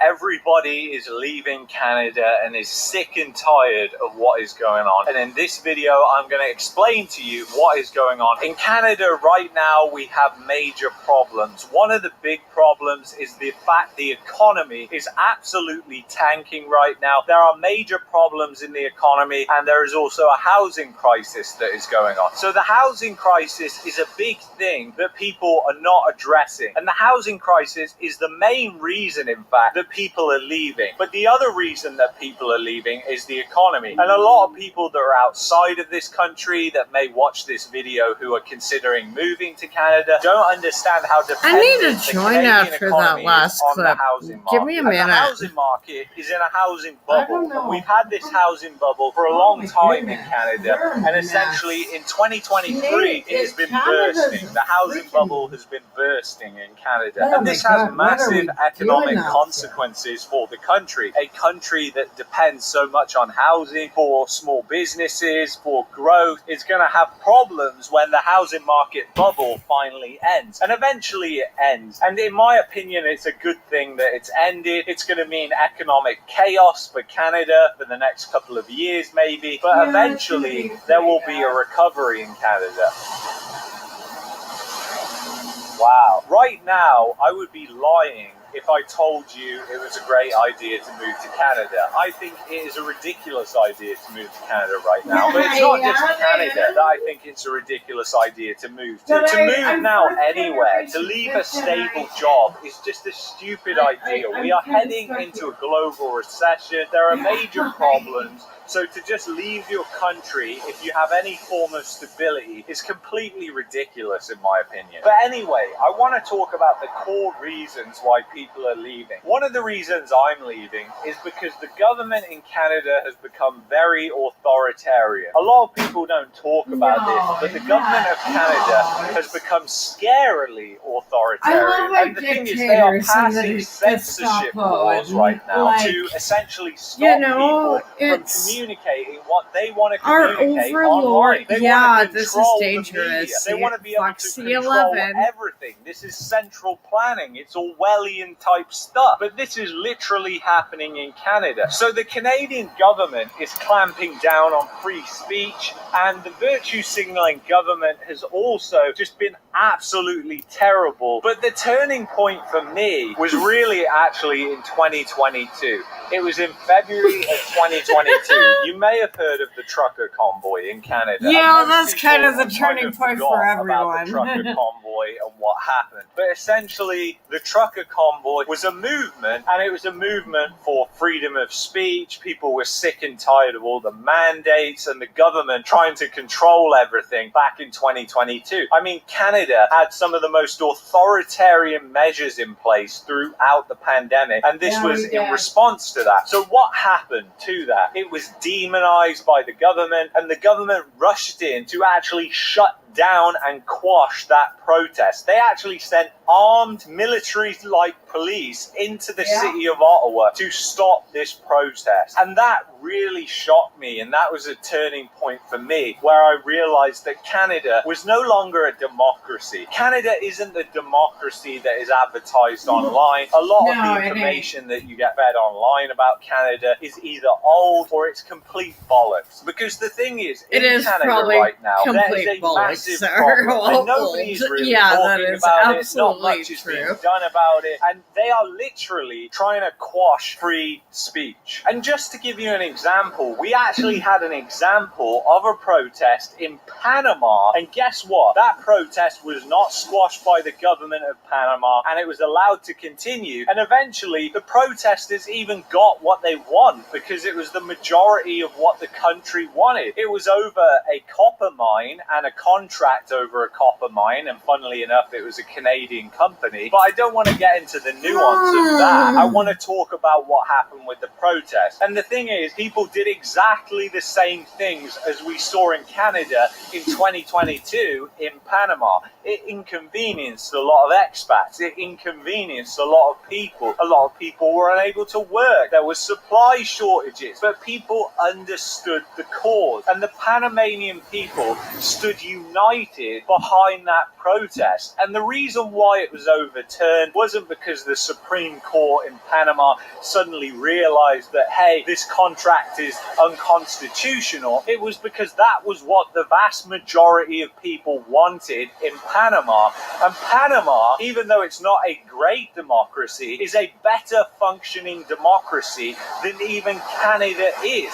And it's funny because, you know, Panama, when this was going on, I was thinking about it deeply, and I had a lot of reflection, and I was thinking, you know what, actually, this kind of proves to me that Panama is a place that I want to go to and I want to live, because it shows that people do have freedom of speech. They do have freedom of expression. They have more freedom of speech and expression than people in Canada, because yes, they were questioning corruption in the government. And government corruption is not just isolated to Panama. The government of Canada is utterly, laughably corrupt, and it's corrupt right in people's faces. But the difference is, in Canada, when there is a protest about that, the government sends armed police in to stop that protest, to break apart that protest, arrests a lot of people who were heavily involved in that protest, demonizes those people, and tries to make a point out of using those people to say, this is what happens to you if you go against the government narrative, if you go against us, if you question us, because we are a democracy.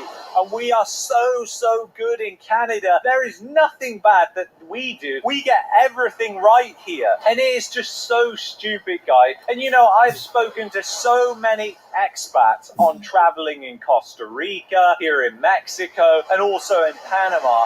And they all say the same thing. They all share the same views on Canada and where it's going. And they just think it has changed so much over the past decade. And people don't realize this. This is not the Canada of 2019. This is a totally different place. If you want to become a debt slave, if you want to work until you have a heart attack and eat shitty food, then come to Canada, because you're going to have a great time. But if you want to be an entrepreneur, if you want to make something of yourself, if you want to start a small business, then don't come to Canada, because you are going to have a terrible time. And if you value free speech at all, and you have the wrong views that the government doesn't like, then be prepared to be shut down in Canada, because that's exactly the type of laws that they are trying to pass right now as we speak in Canada. It's part of the reason why on my other channel I promote VPN so much. It's because you literally need a VPN in Canada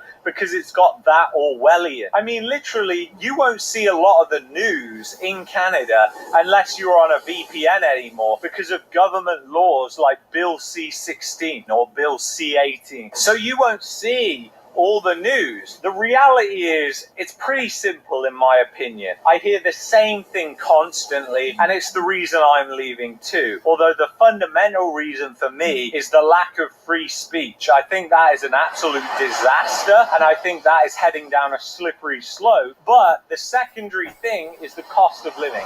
The cost of living is absolutely astronomical, and whether you buy or rent, you're going to be completely fucked. Whether you move to Calgary or you move to Vancouver, you're going to be completely fucked regardless, and you're going to be depressed because the weather is absolutely shit in Calgary for 8 months, then you have 3 months of smoke, and in Vancouver you have 6 months of miserable, cloudy, shitty, rainy weather. So for anybody who is an entrepreneur, where should you look at going? Maybe you should look at going to the United Arab Emirates. Maybe you should look at going to Malaysia. Maybe you should look at going to Singapore. I mean, Singapore is rivaling Canada for the cost of living, but it has none of the taxes that Canada has. So you'll be far better off moving to a place like Singapore, and you may be able to make it better for yourself depending on what you want to do. And if you want to start a traditional business, then I would advise you go to the United States. I would advise that you put in the effort and go to the United States. Now, the United States is not a great place in my opinion. I think they're on a slippery slope too, but I think people in the US are far more likely to stand up for their freedom and liberty, whereas Canada, they're just happy to be steamrolled, and the immigration policy that the government is pursuing is basically just trying to numb society to whatever the government wants. So that's the reality of what's going on in Canada.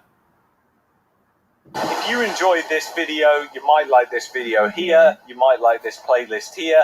I want to thank you so much for watching this video and supporting this channel. I know it's been a long time for this video. If you want to help support me further, go to Patreon, link is in the description. Whatever. Again, just thank you for being here. He is awesome, and happy trails to you until we meet again. No, I mean, I don't blame him and his wife. Like, the comments, like, this is legit. I'm Canadian and British, dual citizen. At this point, I don't know which place to live. The cost of living crisis is getting worse and worse in both places. I only want reasonable housing, food costs, and reasonable access to a living wage. Currently, both is impossible, and I can relate to that. Great analysis and great warning to those abroad thinking about moving, which really ties into my first, Clyde Do Something, who,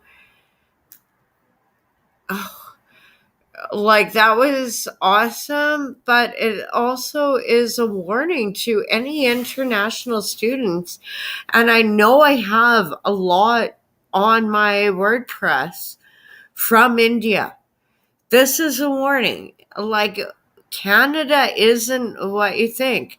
I had to explain it to friends of mine from Palestine before the war.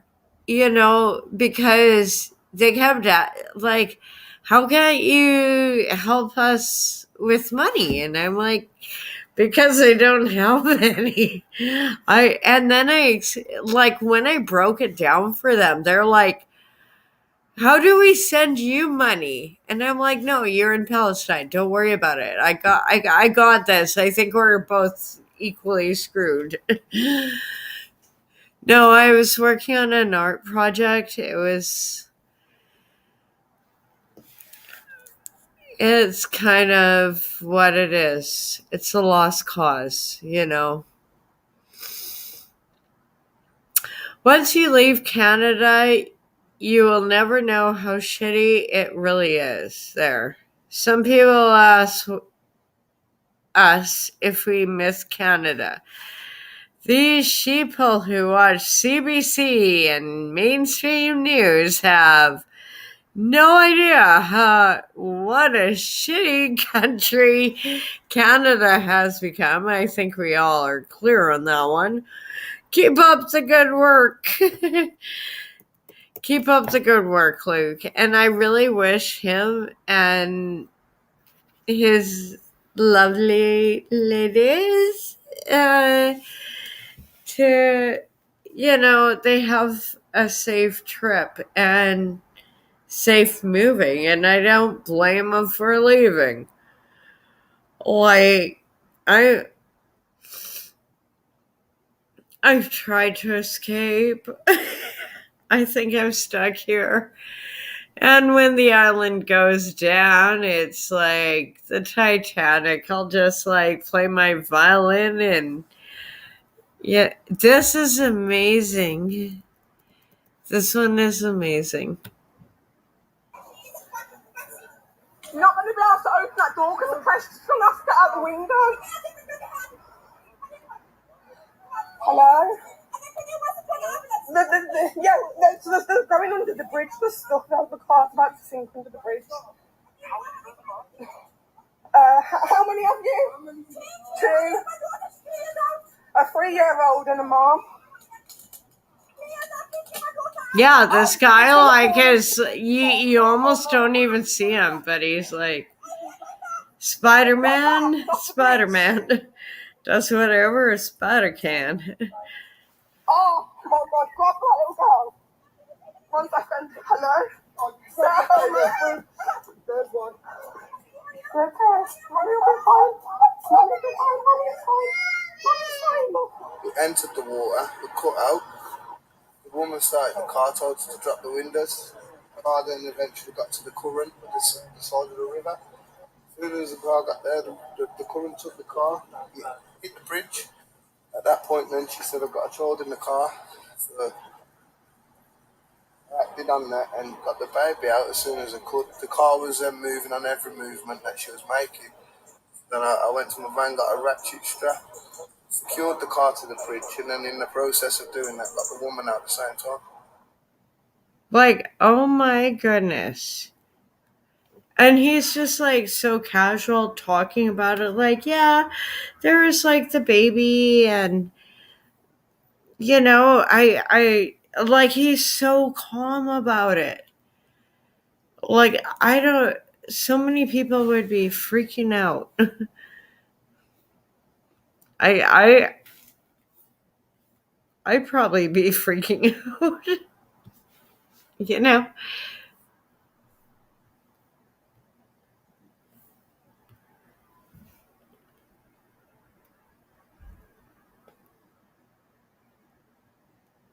Wow.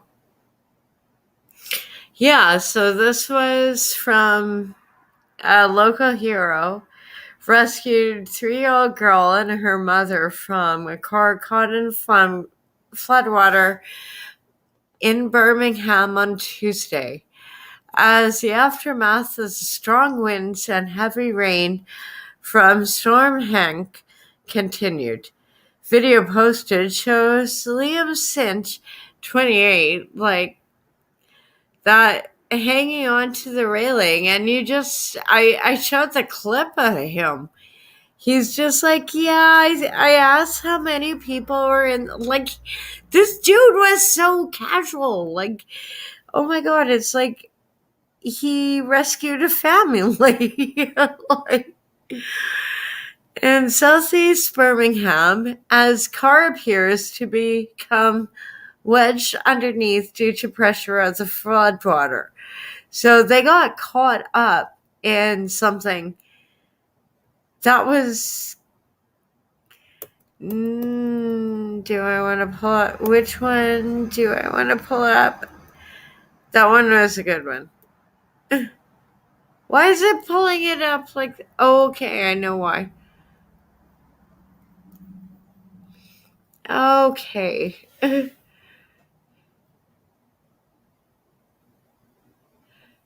Don't worry. I'm gonna figure I'm gonna figure if people want to come up on panel. I swear I don't bite. I nibble, but only with permission. Otherwise, I'm gonna probably pull up something just for a moment.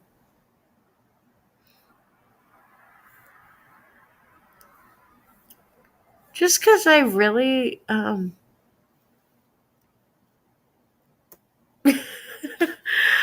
God, I shouldn't even pull that one up again, but I lost so many. Oh my goodness, let me find something better. See if it works. Actually, yeah, I'll pull up this one. This one's pretty cool. It's from my website. And I'm actually really happy about this one. Like, and I know this might seem silly to a lot of people, but it actually, like, it means a lot, and I really appreciate it. Like, it's like getting chocolates and roses and a whole big, like, pound Easter bunny chocolate thing all at once for Halloween. It's just I'm just so appreciative of everyone, who watches and cares. I know we're across the world and across different places, but it's amazing so much to see, like, just so this was just today, like, just this year, which is very new, but you can see all the countries, like, who are looking at my website, and I'm so, yeah, of course, Canada. And this one isn't even me. I mean, because on WordPress, you don't get credit for watching your own clips, sort of like YouTube. But I love seeing all these countries. And then it's like Pakistan, Iceland, Japan.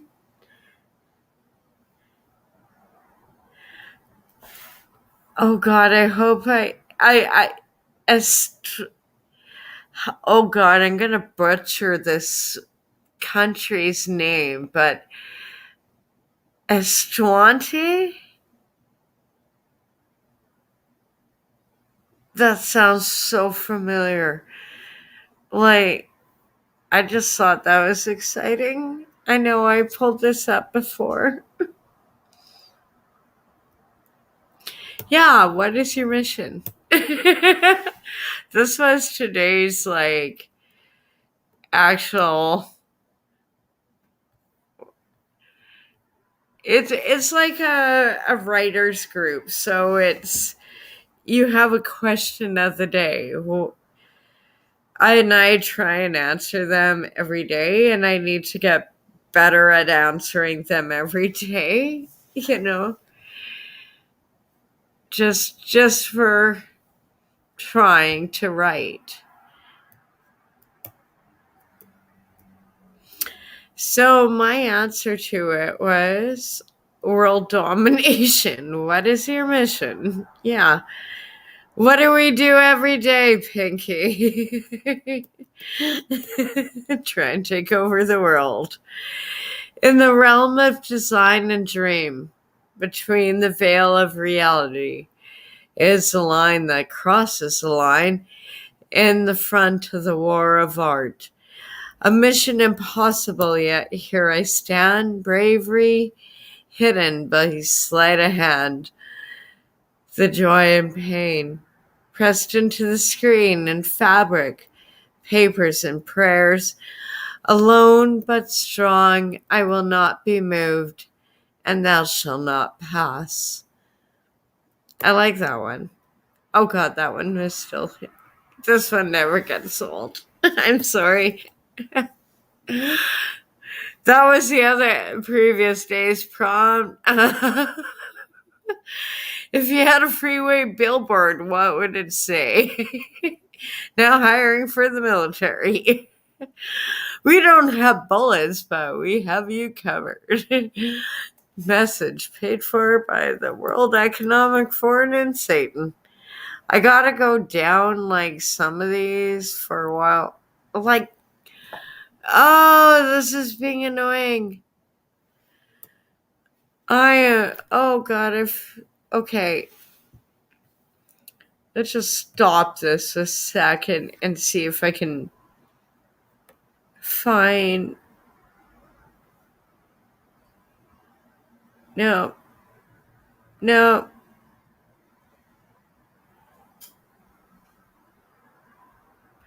Why is it not working? No. Oh, maybe that one. I don't think I played that one. Ooh, this one's shiny and fancy. Let's play this one. Give me a second. Hopefully the clips load. Just let me find the beginning of this one. Because I don't think I played this one.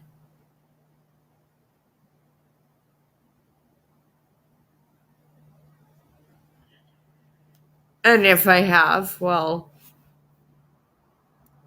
I'll unpack it again.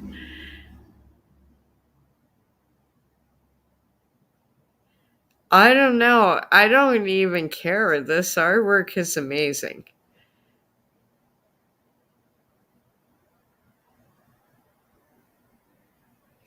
Oh God, I'll find a new one. Oh my God, I'm sorry. Give me a minute.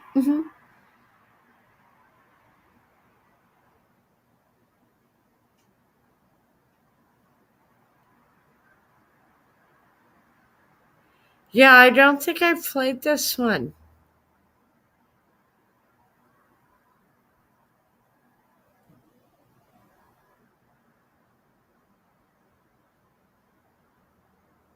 Hopefully not. I don't know. Oh God, it's not even loading. I just need a minute for it to load. All my artwork's loading, but nothing else is. It's just a nightmare. It's so much information. I don't know. It might load.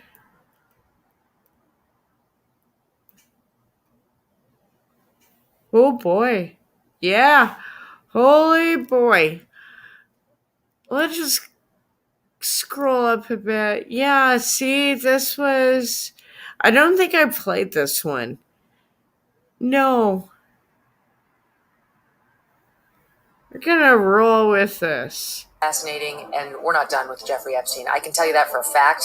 Like, I can tell you how I what know, the but I can tell you fuck? for a fact we're going to hear a lot more about Jeffrey Epstein in the coming year, and you may be even hearing from him directly. More on that. That as is I'm allowed to tell you. like, what the fuck? And you may be even hearing What from him the directly. fuck? Roll it back a And you may bit. be even hearing Yeah. from him directly. Is Jeffrey Epstein still alive? What is Megyn I Kelly don't mean? even know if I Directly played from this Jeffrey one Epstein. before, but I don't think I did. There have been a number of theories out there that they faked his death. What's going on here? It's worth I don't know, replaying. man. I don't know. You look at this photo, though, of the autopsy, and tell me if this looks like a real person. Just asking questions. Megyn Kelly, she's out here. Well, okay, Megyn Kelly is...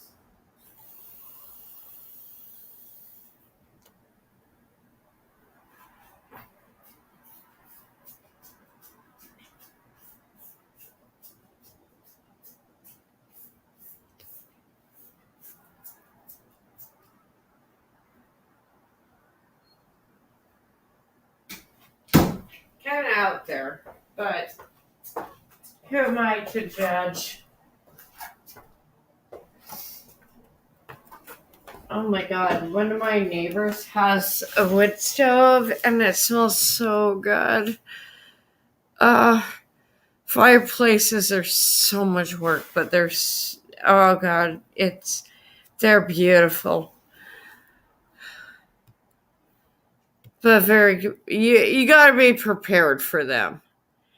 I don't even know if I showed this before, but I want to make this kind of jewelry. I know I can. Or actually, I could do something like this. I actually could make this in real life. Not even with a 3D printer. I'm literally looking at... It wouldn't look exactly like it, but I'm looking at all the parts for it right there. I think AI sort of... This one was so nuts. I don't think I pulled this one up. Your window is totally different. It's public property. So if you want to take this to a lawyer, then by all means, I don't care. Go take it to a lawyer, okay? No crime has been committed. You guys need to get out of here. You can go in your car. You can go in your car. You can get your groceries, and we can stop this. I need his phone number because I am going to talk to him. I will give you my phone number. There you go. If he wants to give you your phone number, then he can. If he doesn't, he doesn't. And I really don't want to, but I'll give it to you for the sake of, look, we live in the same place. If we can't have good energy here, that's a bad thing. I don't know you from Adam. You just got here from Massachusetts or wherever you're from, Maryland. I've lived here 15 years. You're a newbie. Oh my god. I need your phone number. Being the newbie has nothing to do with this. Yeah, exactly. I need a phone number so I can Okay, chicks be crazy. What is it? Bitches be crazy. Like, oh my god, I couldn't believe, like, talking to a neighbor like that. Oh, this one's hilarious. These police officers got a call about something suspicious happening in the trunk of this man's car. And if I played this one before, no problem. Like, I might have played this whole blog before, So but the man I opened don't his care. trunk, revealing some You giant can car come speakers.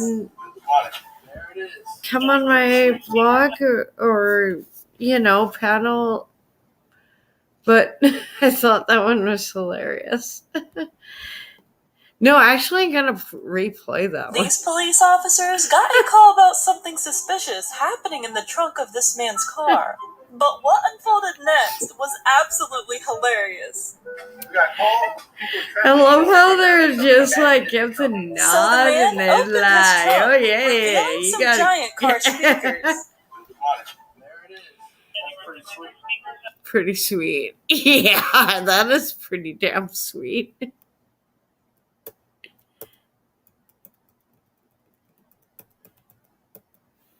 Wow.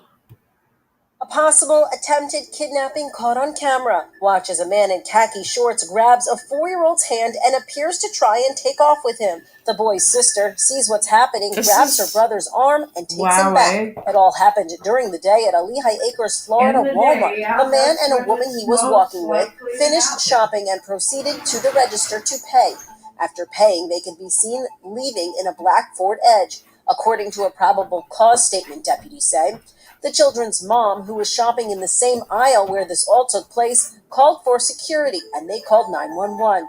A license plate scan led police to the suspect, identified as Pablo Pintuelas Hernandez. Deputies say Hernandez was seen wearing the same clothes as in the store. He was taken into custody and charged with false imprisonment of a child. That's like crazy, eh? That's a crazy story. And I know there's a lot of other streams going on. So I thank you for watching. And part of me is just trying to get out of my shell, not be so shy talking to people. I love this one. Like, I'd love to make this as jewelry. Yeah, The prices Canadians yeah, I know I pay to pulled use this their one mobile up phones could be before, rising. but It's not going over well for some. it's actually getting insane. It's insane. It is insane how much Canadians pay. I think this is unacceptable, especially in the current. I know I pulled financial this one up crisis. before, but I don't care. It's insane. Rogers Communications has My confirmed protest. some plans are going up. Customers who aren't on a contract could see price hikes of up to $9 more a month. Marketers say this could be a way to encourage customers to lock in. In that way, the customer maybe wins and the telecommunication provider wins in the sense that they're not going to lose the customer. After its merger with Well, Shaw where are went we through, gonna go? Rogers' CEO said prices are going to come down. But it's not No. just Rogers hiking. Some No. Bell customers have told us their prices are going up too. Bell didn't respond to CBC News questions. While Their Statistics prices Canada are going reports have said up. mobile Plus, service we're costs getting have a dropped 3% Canadian mobile costs are retroactive sometimes ranked as digital pricier tax. than other countries. It could be cheaper. Oh, Merry to go to the Christmas US, go to from the France, get a Wicked cell Witch phone there, Freeland. Pay the roaming fee. Have an international number in Canada. And That then you pay doesn't less work. after all, or overall. You have to So I be think in the that reminds States. us that we need to do more or be able to You think actually have to differently visit about the what States. we're So, paying for and I why mean, we're if you're paying for close it. enough to the border, Rogers has pointed sometimes out I that it's roam. investing a lot in its You networks, know, and that it offers a unintentionally, low-cost but $25 plan.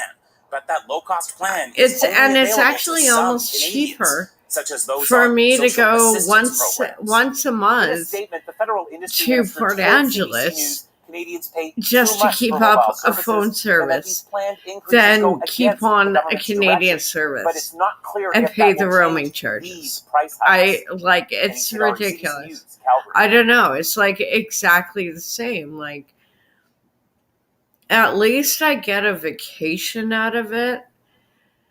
Because right now I'm just paying all this money to this provider for, to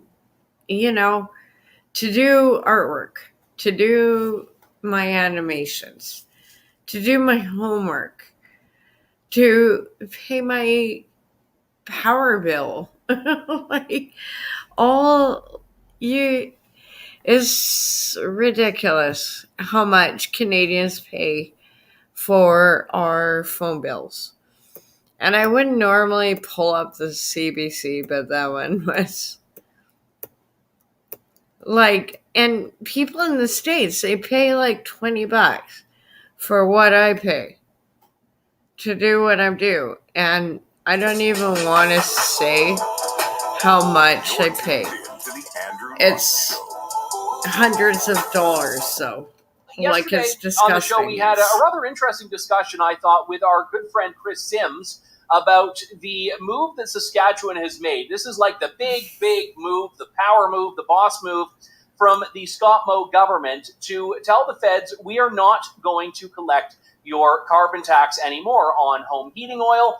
On home heating and on fuel, because the government gave this very narrow exemption to Atlantic Canadians, effectively, by saying you don't need to pay a carbon tax on home heating oil. So all of a sudden, Saskatchewan was like, whoa. You said this was an issue of national concern. You said it was crucial for the climate. And now you are saying that on our natural gas and electrical heating and our fuel, way to go, we still have to pay the carbon tax, but all those Way to serve Newfoundlanders it. and Nova Scotians with their home heating Boss oil don't. move. So Like, Saskatchewan just did the one thing it could do, which is say, all right, well, the agency I love responsible for this, Saskatchewan. Sask Thank Energy, you. is a provincial agency. Well Maybe done, we can just cousins. stop collecting the carbon tax. That is the move they have put in place starting as of the beginning of the year. So that would make it starting Monday. Wanted to chat about this with the Saskatchewan minister responsible for Crown Corporations, Dustin Duncan. Minister, it is wonderful to have you on the show. Thanks for coming on today. Well, thanks for having me, and Happy New Year to you as well. Now, correct me if I'm wrong, Minister, but I mean, this isn't a surprise move. Obviously, Premier Scott Moe announced this was coming in the fall. And as I understand it, you've sent letters, I believe plural, to the government federally saying, this is what's happening, here's the day, and you've not received a reply. Am I understanding that correctly? Yeah, we haven't received a response yet. Both Sask Energy and myself as the minister have written to the Federal Minister of National Revenue, essentially saying that Sask Energy will be deregistering as the gas distributor in Saskatchewan. I essentially, on behalf of the government, will be registering as the gas distributor. We haven't received a response from that, but that's after a unanimous vote in the House here in Saskatchewan, where all parties agreed that we would essentially move that responsibility from Sask Energy, move it to the government, to me as the minister, for both essentially collecting the carbon tax, but more specifically for the remittance of the carbon tax. So in the event that we get to a point where we are no longer remitting a carbon tax, that'll be a decision that I will make. It won't be a decision that will be made at the executive level, at the officer level, or at the board level at Sask Energy. That's really a government decision to make, especially because Sask Energy is a government-owned entity. So we're the shareholder, the government, the duly elected government. We're the shareholder. We have unanimous support of all members of the legislature to do this. And so right now we're awaiting a response from the federal government. Is your government confident that this is a legal tactic that you're employing? So we're confident that legally what we did by legislation in Saskatchewan that we can do, because Sask Energy is an entity of the provincial government. It's an entity of the provincial legislature. It's created in statute. And so what we're essentially saying, what we said in that legislation that did pass in the Assembly before our House recessed for the winter, or for Christmas, is that essentially for all of the parts that are related to that one very narrow specific part of the Greenhouse Pollution Pricing Act, that essentially is the carbon tax, that for that section of the federal act, that the government, not the Crown Corporation, will be responsible for essentially remitting a carbon tax. So because of that, Sask Energy has now taken the step to notify the federal government that they wish to deregister as the gas distributor. I, in turn, have registered the government as the gas distributor going forward after January 1st. That's what we're still waiting on, whether or not the government will accept that. So what we did in legislation, we can do that. We're still waiting whether or not the federal government will acknowledge the change that we've made. I mean, if they don't, is this an issue where you've kind of checkmated them and they don't have a way to do this? Or are there concerns that you're having to preempt of how they might respond to this? I know CBC, for example, ran a story that there are some concerns about whether the government will claw back carbon tax rebates, that it's the Canada Revenue Agency that is responsible for sending out. Well, first of all, it's not the provincial government in Saskatchewan or in any other province or Sask Energy or Sask Power that is responsible for determining the rebates. That's fully at the discretion of the federal government. Exactly. They can choose how to distribute the rebates. And keep in mind, in Atlantic Canada, where they've been exempt from the carbon tax on home heating fuel, residents still there are getting a rebate. It is so unbiased. And the federal government announced at Why? the same time that they were topping up the rebate for rural residents, Let's buy some votes. A large number of residents, not only in Atlantic Canada, but the rest of the country. So what do you even they made say? the decision to not only keep in place the rebate for those residents, but also top up those the rebates for rural residents, regardless of the fact that they have not implemented the carbon tax on home heating fuel for some residents in the country. So the two, I don't think, are linked. The federal government can continue to supply a rebate to people across the country, regardless of what we do here in Saskatchewan in terms of collection or eventually remitting or not remitting a carbon tax. I just wanted to, I mean, you mentioned in this interview, and I've seen it elsewhere, that you're taking the responsibility for this. You're not making Sask Energy do anything. And I think that's a very interesting move here, because you're prepared to own this, whatever happens, are you not? Yeah, absolutely. I'm the minister responsible for Crown Investments Corporation, which includes Sask Energy and Sask Power. What we have wanted to do and signal first and foremost the people of Saskatchewan is that we are a good to fight for fairness when it comes to the carbon tax. The Prime Minister has given a carve-out to some Canadians, but not to all Canadians. The other thing to keep in mind is that Saskatchewan, particularly rural Saskatchewan, used to rely largely on home heating oil like they do continue to do in Atlantic Canada or large parts of Atlantic Canada. And we went through a process in the 1980s of moving to rural gasification, where Sask Energy moved into rural areas where now the vast majority of residents in Saskatchewan, both farm, small town, and large communities, are on the gas system, natural gas system. That was at a considerable cost. In today's dollars, that would have been close to $500 million.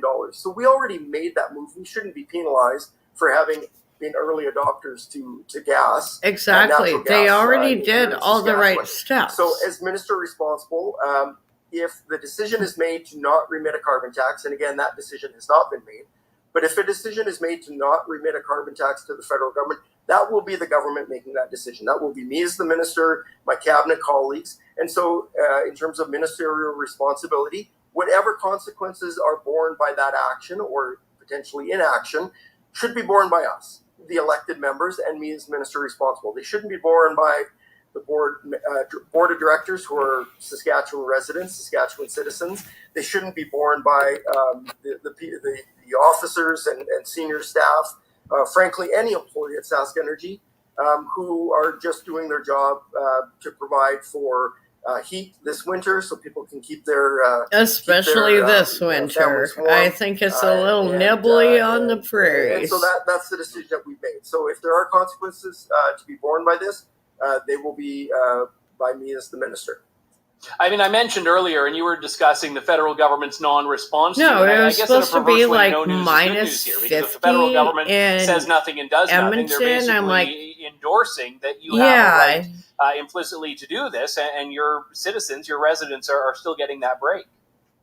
Well, I mean, that certainly is a view.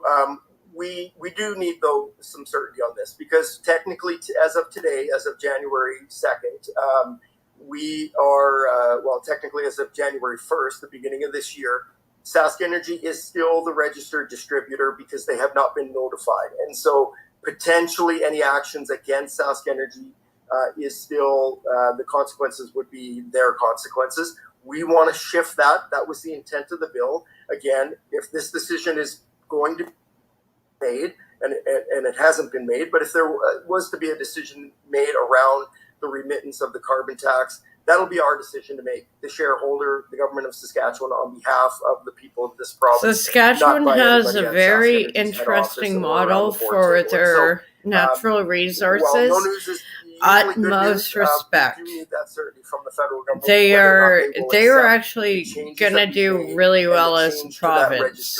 BC, I think we're kind of a lost cause. We're pretty, but we're Sask Energy has going downhill pretty fast. Until the end of December, and depending on people's billing cycles, they'll see the carbon tax come off, or either in January or potentially February, depending on their billing cycle. But we've made the decision that any carbon tax on consumption after December 31st would no longer be billed to the ratepayers at Sask Energy. So, we're technically still in compliance. We'll make a payment that those dollars They're have actually been collected on doing December amazing. bills. We'll make a payment here in January. We'll then have a decision to make in basically February, depending on what the answer interview. From the federal Good Minister of interview. National Revenue. Minister Dustin Duncan, thank you very much for your time, sir. Thanks for having me. Thanks for listening to the Andrew Martin Show. Support the program by donating to True North at www.tnc.news. There's no way I'm getting a plug.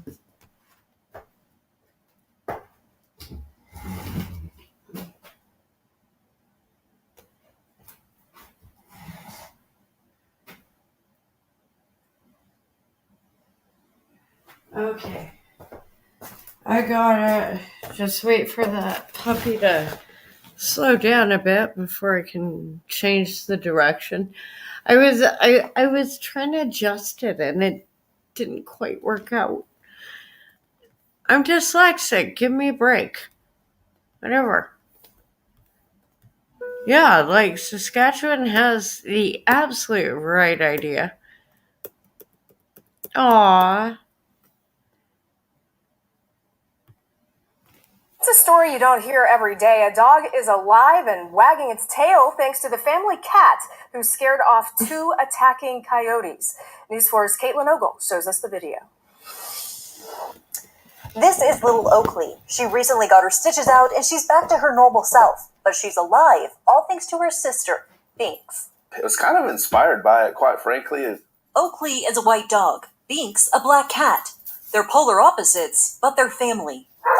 This wooded backyard is Binks's domain. She was a neighborhood cat, just showed up when she was about 2 months old. November 30th, while the family's two other big dogs were also outside, out of camera view, Lane Dyer says he let the 6-year-old Havanese out to go to the bathroom. Out of nowhere was attacked by a coyote. Then another coyote appears. But see that to the left? Okay, now That's the Binks fan's saying really not in her confused and backyard. doesn't know which Jumped way down to and go, scared him off but is the craziest it'll thing ever. figure it out. Come on. That gave Oakley enough time Come on, to run Fat. inside. I Cut know her you open, got she was it in gushing you. blood, from her chest Oh, and my her side. buddy. The Dyers Lord. rushed Oakley to the hospital.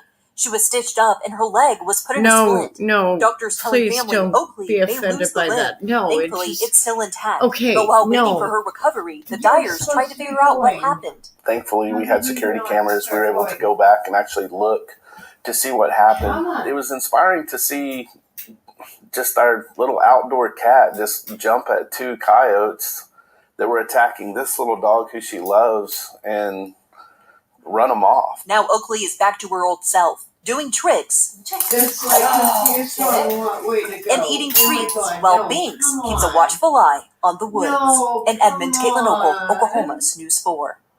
That cat deserves some treats too. The Dyers live in North Edmond. If you're wondering where this happened, it was between Waterloo and Bryant. And remember, the Dyers say the other 2 big dogs they have were also outside when the coyotes attacked. But now, just in case, they will also accompany Come Oakley on, Fat. when she goes outside. Sorry, I'm swearing, but this thing is supposed to be going.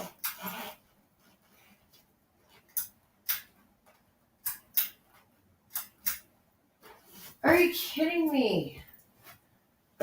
Oh my goodness.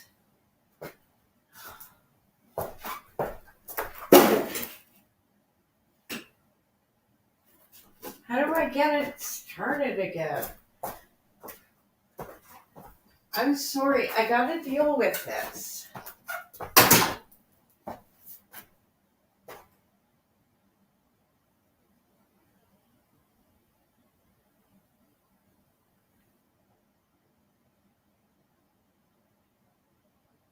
No, I don't know if this thing is gonna go. Oh my bloody hell. No, I didn't eat this tonight. Like, come on, fan. I swear I will figure it out. We're gonna take some negotiation with Mr. Fan. Or Miss Fan. I don't know. I don't assume the stupid appliance. No, it's just like it was working fine. What the hell happened? Oh, I shouldn't have touched it. Whatever. You should change the direction on that. And it's like, I probably shouldn't even touch it. Oh, this one's so creepy. Okay, we're gonna watch this while I stuff. But when it hits the go mind of a child, deal with the an lovely musical electrical jingle. Look at those issue. colors. Look at what a lovely design on that person's eyes. I'm and sorry, the it was flamboyance. working I would like dare say 3 that kind of seconds thing ago. is potentially aimed Oh and my designed to invade goodness, the minds this is of annoying. children. And if there was ever an agenda to So disconnect annoying. people, certainly children I've never from had God, problems I with would it. dare say that time would be now, where that's an agenda. So using the illusion of teaching children about Jesus and God in order to disconnect children from actual Jesus and God, if that is not satanic, I don't know what is. If that is not the devil masquerading as an angel in disguise, I don't know what would be. Now, before we get to more, I came across this article entitled Jesus, the First Transgender Man. And this was published on HuffPost.com. That's not necessarily a small website. Now, the logic of rationalizing Jesus, in this give him article how praise for Jesus was, in fact, the having first that. transgender man is It's all working. incredible. I fixed it. Now, to understand how Jesus is, Yay! in fact, a And I didn't transgender have to man, beat it we to first death have to with the understand the story of Adam and Eve, not according to the That's a Bible. good thing. We wouldn't want to do that. But understanding the story of Adam and Eve, according to HuffPost. Scroll down, we see Eve was, in fact, the first transgender woman. Whoa, how'd that work? Well, God reached into Adam, pulled out a bit of rib bone, and grew Eve from that XY DNA into Adam's companion. This is she was actually- created genetically male. I'll get and yet into transformed the whole into a woman. So that rib would mean Eve scripture. is born a man. I can pulled do it only like a from the 6-hour XY lecture on chromosomes that of one, but Adam, and I'll then save it to transitioned the short into a details woman, after a woman with XY JP, chromosomes, you know. which is technically not a woman, but hallucinatorily speaking, is definitely a woman. Then along comes Jesus, and the whole pattern is both repeated and reversed. The first couple's refusal to cooperate is turned around by Mary's yes, and the second act of cloning occurs. Whoa, cloning. Getting a little Bill Gatesy here, aren't we? The Holy Spirit comes upon the second Eve, and the child takes flesh from her and is born. So I think at this point they're talking about the child is Jesus, born from Mary. Born of her flesh, born with XX chromosomes, women chromosomes, born genetically female, and yet transformed into man. You know, it's liken Jesus into a transformer, like transformer more than meets the eyes, acknowledging Dun, dun, holiness, dun. but refusing to let divinity be a part of it. So let's just say Jesus didn't have an earthly father. They're saying, well, then, you know, the human level, you know, Jesus could have only come from Mother Mary's body. He could have only had XX chromosomes. Well, then how the did Mary get pregnant if there's nothing else involved? If there was no divine sperm, if you will, and if there was in fact divine sperm, which how else would she have gotten pregnant? Then could there have been DNA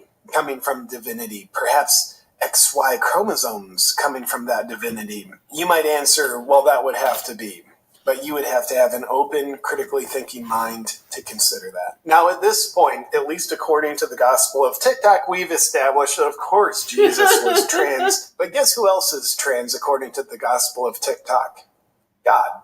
Take a look. God is trans. All y'all Christians out here losing your goddamn mind when it comes to trans rights, which is stupid, and you should be for the marginalized. But beyond that, your God is literally trans. Literally trans? Okay, let's see your proof that God is literally trans, fella. Genesis 1, it talks about let's make humanity in our image, the I form of they.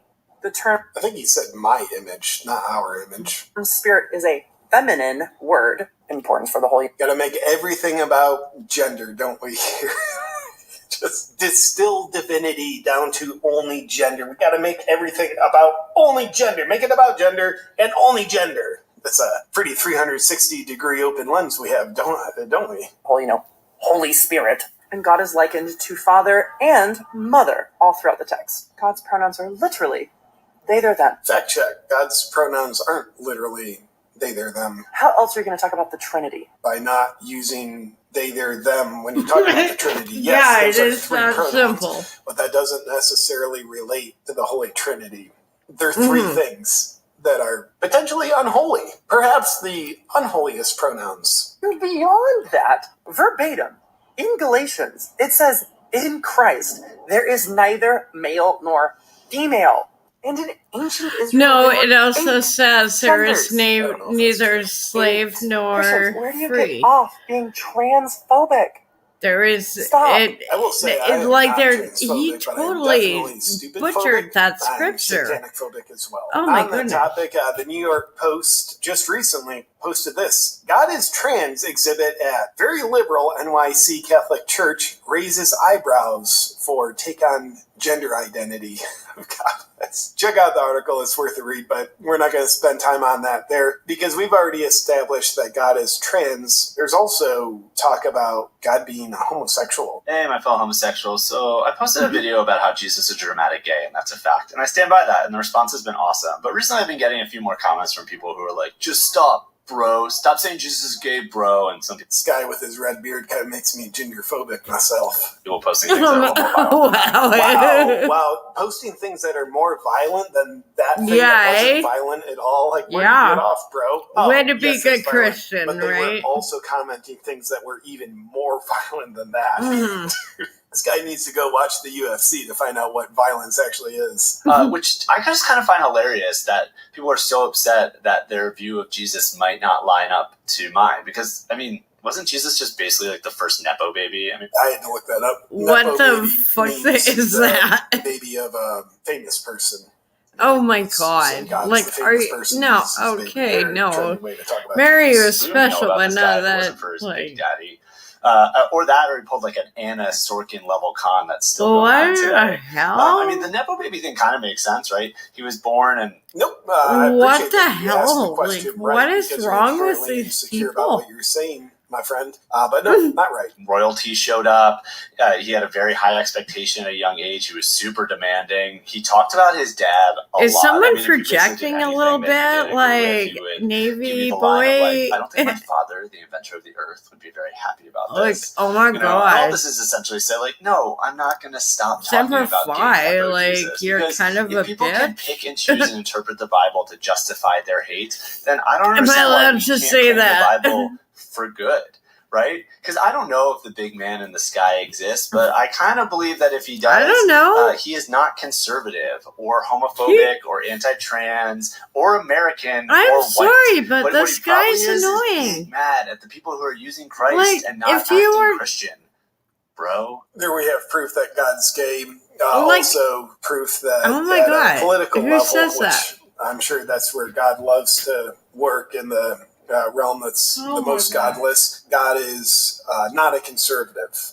God's certainly a leftist, as we can conclude here. I show all this to you, my dear freedom-loving friend, because this is what's being shown to children, and this is what's being shown to adults who still have the emotional maturity of a child, therefore are easily influenced. I've asked this question several times in this video, but is it possible that the age-old wisdom that the devil likes to masquerade as an angel in disguise could be what is at work here? If we could just use our imaginations for a little bit, as well as our observing abilities, and notice, could there be a satanic agenda in the world? And if that's true, here's true to me. I don't know about you, but if there is a satanic agenda in the world, wouldn't part of that satanic agenda potentially be to rid the world of holiness? And one way to do that is using deception to say, hey, here's unholiness that I'm telling you No, is the holy. churches So you burned down in stop moving Canada towards actual all on holiness. their own. It's But here's not my a big deal. unholiness. It's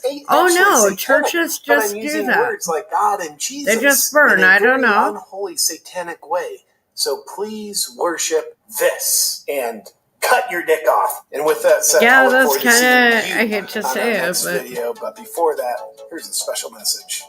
What's up, my lion friends? I want you to know this. Having a weak immune system is like having an open border for your body.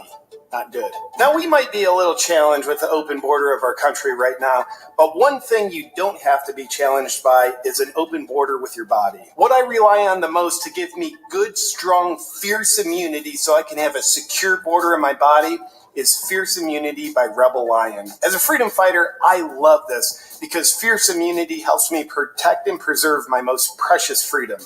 My health. Now get this, the expert formulation team at Fierce Immunity has gone to great lengths to find the most essential ingredients that will have the most potent impact on strengthening your immunity. Here's how. Using proprietary technology, they tested different natural ingredients across all systems of the body, and what came back was over 1 trillion different data points, which showed these ingredients in Fierce Immunity are the most potent immune protectors. And the brilliant part is, it's not just the ingredients themselves that are so powerful, it's how the ingredients synergistically work together to strengthen your immune system like nothing else on the market. Some people just passively sit around hoping for good health, or they put their health in someone else's hands. No, That's not what I lions kind do. of just Lions proactively take control try of not their to health. slip And my if you're wrist a lion most and you want to days. secure the borders of your body with a He's so strong immune optimistic. system, just go to getfiercenow.com/JP and pick yourself up a bottle of Fierce Immunity or get on a monthly subscription program. It's time to get fierce. God, he's a gorgeous man.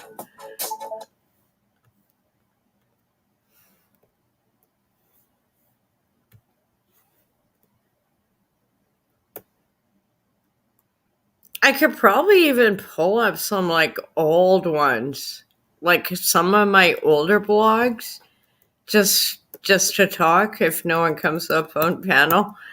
And this was so creepy. I was like, oh my God, this is like total Police say someone creepy. is recording young women through their windows in the middle of the night. They say it's possible that this person has been doing this for years now. Several home surveillance videos of a stranger around houses and peering inside. Most of these incidents happened since last November, but there are potential cases that date back to 2021. Police are now asking anyone who lives near Alita or Angela Roads to take a look at their security footage and see if you notice anything suspicious. Is that your brother or your daddy? I don't know. Like, that's gross. Don't do that.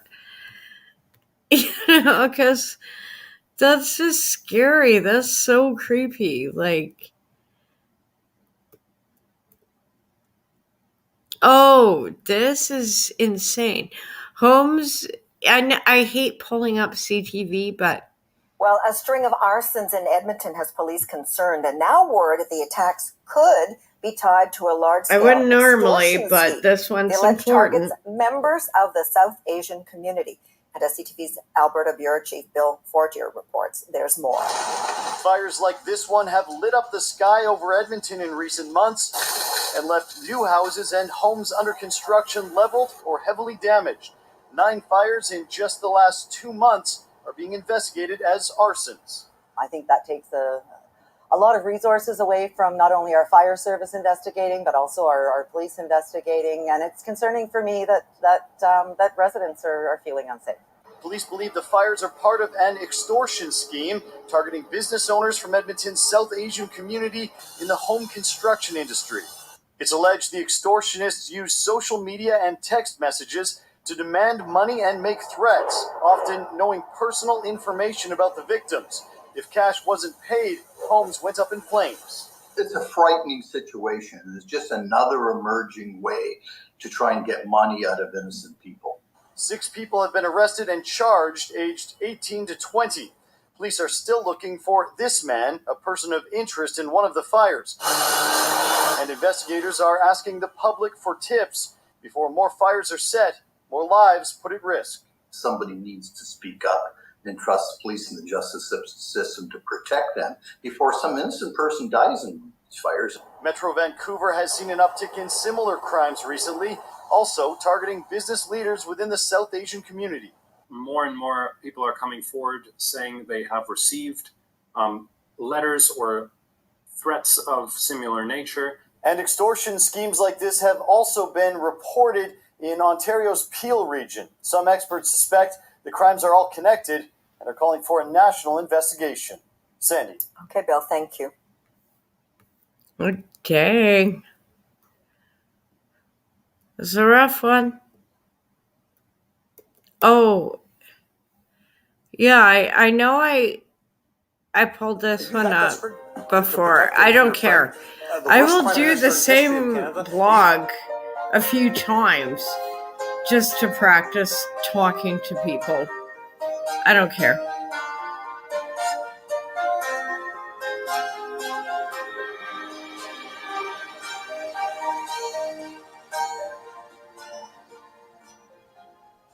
Revenue neutral. Even more importantly, the tax is not timing neutral. It is a fact that Sorry, Councillor Dennis again is chair. The speaker is here. He asks questions, and then when he is completed and we complete the other delegation, then we will have a debate on your notice of motion. I get to rebut. You sent, first of all, it's almost unheard of for a resolution of council to go to a special committee. Are you that desperate to protect your buddy in Ottawa? Are you that desperate to protect your friend, the worst prime minister in the history of Canada? Are you that desperate? Who is my friend in Ottawa? You know exactly, Mr. Fancy Sauce. Councillor Dennis, I just, the last few weeks, some of your emails. I couldn't care. What I'm emails? sorry. You don't even return people's emails. You don't return I'm my wife's asking you to emails. have some respect for the chair and for your council colleagues.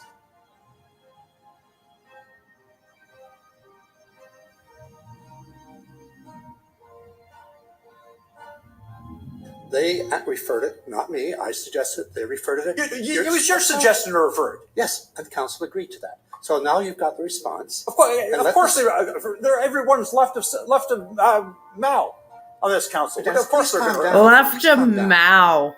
Wow, that is like brutal. Yeah.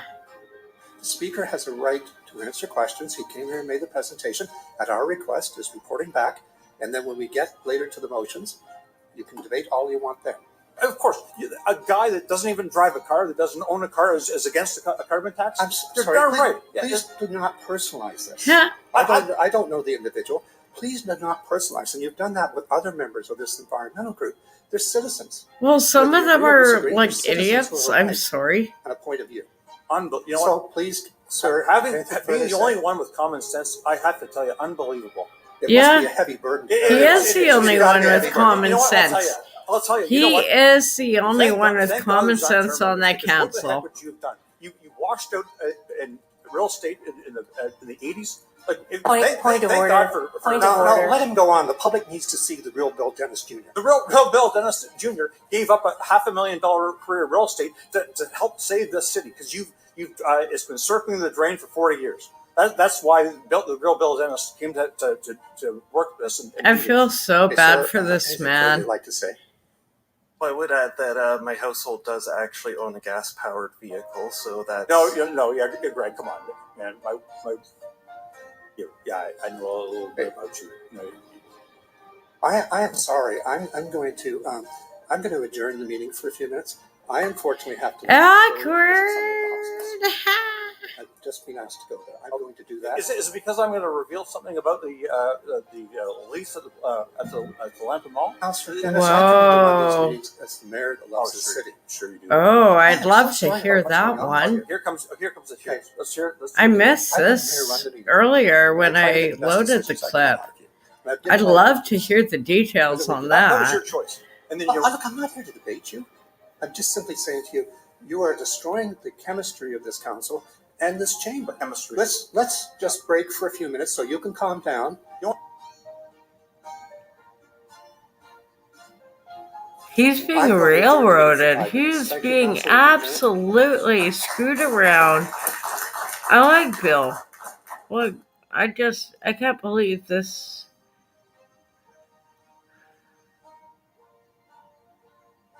We know things are bad, worse than bad. They're crazy. It's like everything everywhere is going crazy. What do you so we even don't go out say? anymore.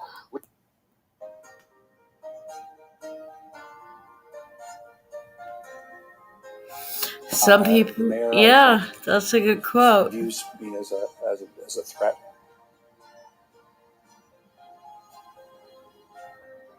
That incident yesterday was building up for a long time between me and the mayor. There's an awful lot of tension between me and the mayor, and that goes back. Yeah. Like for example, I haven't been asked once this year to do a duty for him. Like for example, he gets invited to go do a business opening or like a special occasion, like a dinner and that sort of thing. So I'm deputy mayor, and so normally he would ask me first if he could.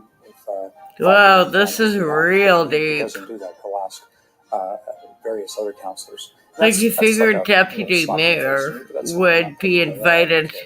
But just little things like that. Yeah, and that's petty. That's real petty, but that's what happens. I think That's what there's happens. things that you see behind the scenes. Mm-hmm. That's absolutely what happens. There is so much petty sometimes.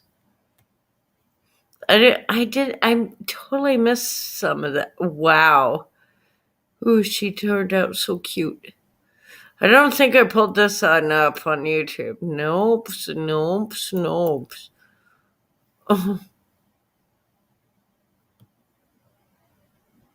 out my hotel. I am. Get out. I am. Walk away from me. No, get out. Then Because you don't have no don't- room here. Welcome back. We made it to part 6. I'm so proud. Thank you all for your love and support. We really do appreciate it. Let's get right into the video. Good for that reporter. Yeah. I'm going on. Keep going. Keep going. Keep going. Keep on walking. I'm going to stand here now. That's a nice jacket, though. Maybe some assholes over there want to talk to you. Here to see what's going on with the young people. Oh, you got kicked out too. No. You know what? This happened yesterday. I actually put a video up about the same thing. Yeah. You're in our space. Your safe space. Oh my God! There is. What's your space? That's the correct Safety? answer. That's an easy way to cut Should off I the send news some channel. bubble wrap? Let me accommodate your special needs. Woohoo! Yay! Honk honk! Woohoo! Oh, this never gets old. I love it. I love the horns.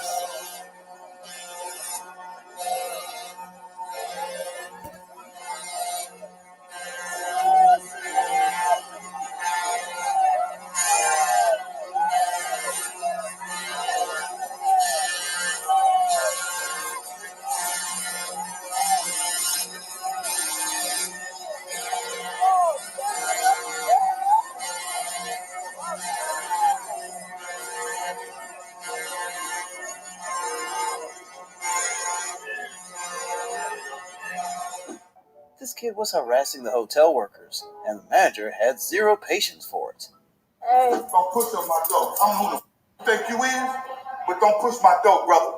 I'm not the one you think I am, brother. I will take 20 years of the military and beat your ass. You understand me? Now, don't you ever disrespect nobody up in this hotel. You understand me? Because I'm not the one I am. You understand me? Yeah. Don't with me, boy. Ain't no cameras out there. We ain't in the hotel no more. I'm recording you right now. Okay? Don't get up Now on get out my hotel. I am. Get out. I am. Walk away from me. No, get out. Then Because you don't have no don't- room here, and you in here disturbing my thing. You cussing at my receptionist. I did not. You threatening my her. receptionist. Get out of I'm here. not. I did Get not out. threaten her. I'm walking away. If you would. No, you ain't give me- walking away. You if standing you here. Would give me some Goodbye. space. No, get off the fucking property. This guy doesn't like millennials at all. Like, I don't know if this is like supposed to make us endeared to them or. Is that you? No, we don't know who made it. So You don't know who made it? there's 4 of us here, so we obviously don't know. Oh, you stupid. You're in high school kid. Okay, bye. I want to speak to the Bye. Okay, you can call corporate whenever you want. Goodbye. No, I don't care. Give it to me right now. Dang. I'm calling the police. Well, if she didn't engage him, he would have fucked off.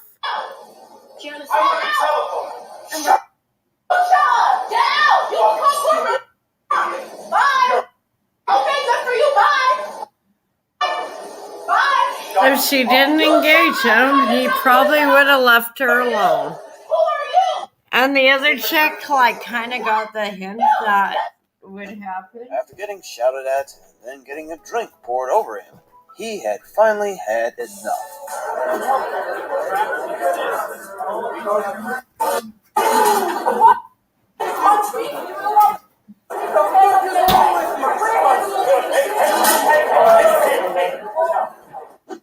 I have never seen this before, but this SJW is protesting alcohol abuse and took it too far.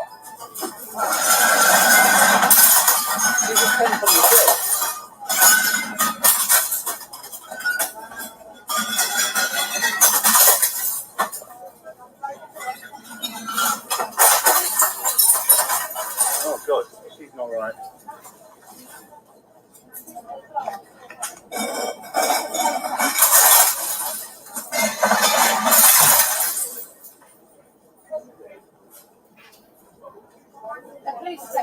Yeah, they're not going to be here soon. She's cut her right hand and covered in blood now.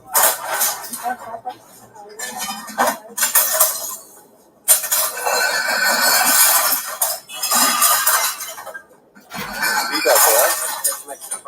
Get some eggs.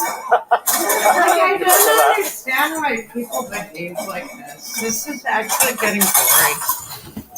We're gonna find something else to watch. This is really boring. Getting out of hand. Idiots are only so. Yeah, okay, you are a real, idiot. Okay, we'll finish. Yeah. You think I care? I don't care anymore. Wow, psycho. Okay, I think we need a break from all that. Look at something pretty. I want to make that. That is so gorgeous. I want to make jewelry like this. Oh, this was such a good movie. I love this movie. It was so sweet. I actually almost might shut it down and do this one as a breakdown, review, play-by-play. It was a beautiful movie. And she's so beautiful, too.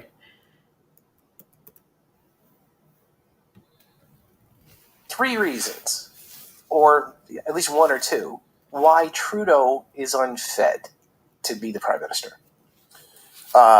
He's a liar. I mean, that's... Hang on, no. He's a politician. They get a pass on that one. Well, I think first of all, I think he's unfit. I think he's someone who has point blank said he doesn't care or even think about monetary policy, and that's the guy running our country. So that would be one. The second one is I believe he has no compassion for Canadians and actually what they went through during the pandemic. And the other one was, I think he's extremely divisive. He has, I believe he has torn up Canada more from just as a nation than any other prime minister in the history of our country. I don't remember even being a slightly political in my world up until this time. Yeah, and exactly. I finally, it's the first time in my life I actually I care about politics, because I care that this guy is ruining our country. I care that, he has brought us to a point where, we had our own citizens fighting against each other over their vaccination status. And all he did was gaslight it the entire time. That's not a prime minister. That's not someone who's supposed to be looking over the entire country and helping. Like I'm a big. Yeah. So to touch on that. So I'm going to throw out a few of mine. And by the way, what are your three? Yeah. So you're a new dad, and I think that's why you also kind of entered into the political. That's fair. Being that is dad, fair. You're kind of going, okay, what kind of shit storm is my child going to inherit in the future, right? That is 100% true. Happened. So I think when I became a dad, I think I was a little bit more conscious of what's being done around me in the world, but. Yeah, I'm going to start off with your vax. I'm going to call him a vax ass because part of his attitude towards the whole thing and the truckers, like them or hate them, what you saw was a group of people banding together with the Canadian flag, showing Canadian values and not harming anybody. There was nobody physically harmed. Yep. If anything, they actually cleaned up Ottawa. I mean, it can be a real shithole, and they actually cleaned it up. They actually fed the homeless. But on top of that, what you saw was unity. Okay, and like it or not, the Canadian flag's still the Canadian flag. And now, this guy, one of my big problems with him is that he wants to continue to support other countries in their country for their wars. And look, no one wants to have a war. Never, never, never. And supporting them, I think, with aid is not a bad thing. But when it comes at the cost of your actual citizens themselves, and that's the thing, he sent billions and billions of dollars to other countries, and he turns his back on the actual Canadian voter that put him there. Yep. And I think that gives me 1, 2, 3 automatically. No, you're just right. for that reason alone, because he doesn't recognize the fact that, you know what, you got to make sure your own house is in order before you start to help anybody else. It's sort of like if you're in an airplane, right? Yep. What do they tell you? Put your own mask on first. Well, he won't do that for Canadians. No, he's importing voters. Like, let's be honest, like what he's doing here. He has, you know, I will say this. I mean, the tactic, although completely dirty and disgusting of what he's doing, is from a political, I would say, game plan. You know, he's executing probably the best chance he has at getting reelected, although it's not seeming to work out. The polls are definitely not in his favor, but he is pretty much bringing in so many people, and he knows he's hurting the current people that are in the country, but if he brings in these people, they are going to be voters of his. And then if he gives them all government jobs, they're even more going to be voters of his. Yeah, but he's also pissing off all the other countries that they're coming from while they're at it. Like, he is constantly doing a dance. Yep. You know, and that's just one of those things. It's politics, right? But and a lot of people are saying, well, hang on, you guys are really straying away from investment real estate. You know, kind of all goes hat in hand. You know, we've got issues with housing, we've got issues with interest rates, we got issues with the government. You know, and all in the big umbrella ends up swirling around back to, you know, what I call investment real estate. Hence the reason why we're here. And, you know what, don't forget to hit that subscribe button. Yeah. Like all of us who just had YouTube channels are all of a sudden getting involved with politics because it's getting real. Oh, she's so cute. This is cute.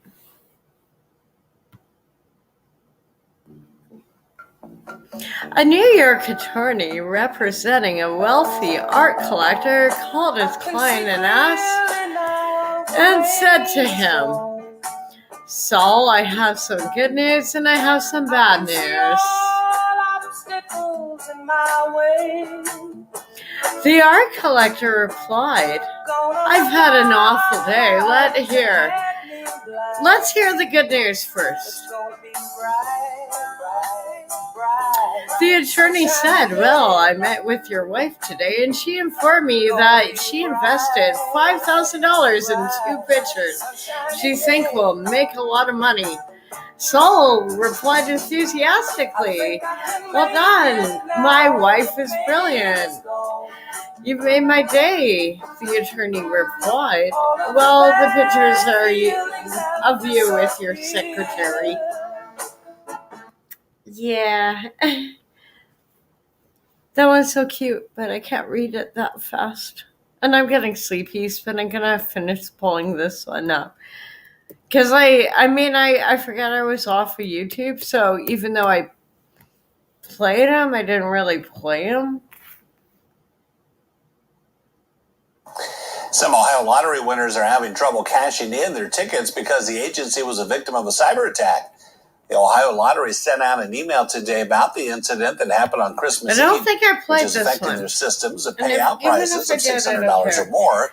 I'm getting Mobile ready cashing for of all bed. prize values It's has been getting suspended close for to the time the being. 3-hour Investigation mark. continues, and the state I'm going to says let it go if any for another consumer half data was hour. I should compromised, be it able will to take get all measures to through help with credit the rest of monitoring my to protect blog for Ohioans. The tonight. incident did not I involve got a any busy Ohio lottery day games. tomorrow, and If I you have want a to prize under nappy $600, naps it can be claimed and at any sleep lottery well. retailer. And Those over that amount can be mailed to I the had Ohio Lottery in amazing Cleveland dreams to be last redeemed. night, and I really want amazing dreams, so...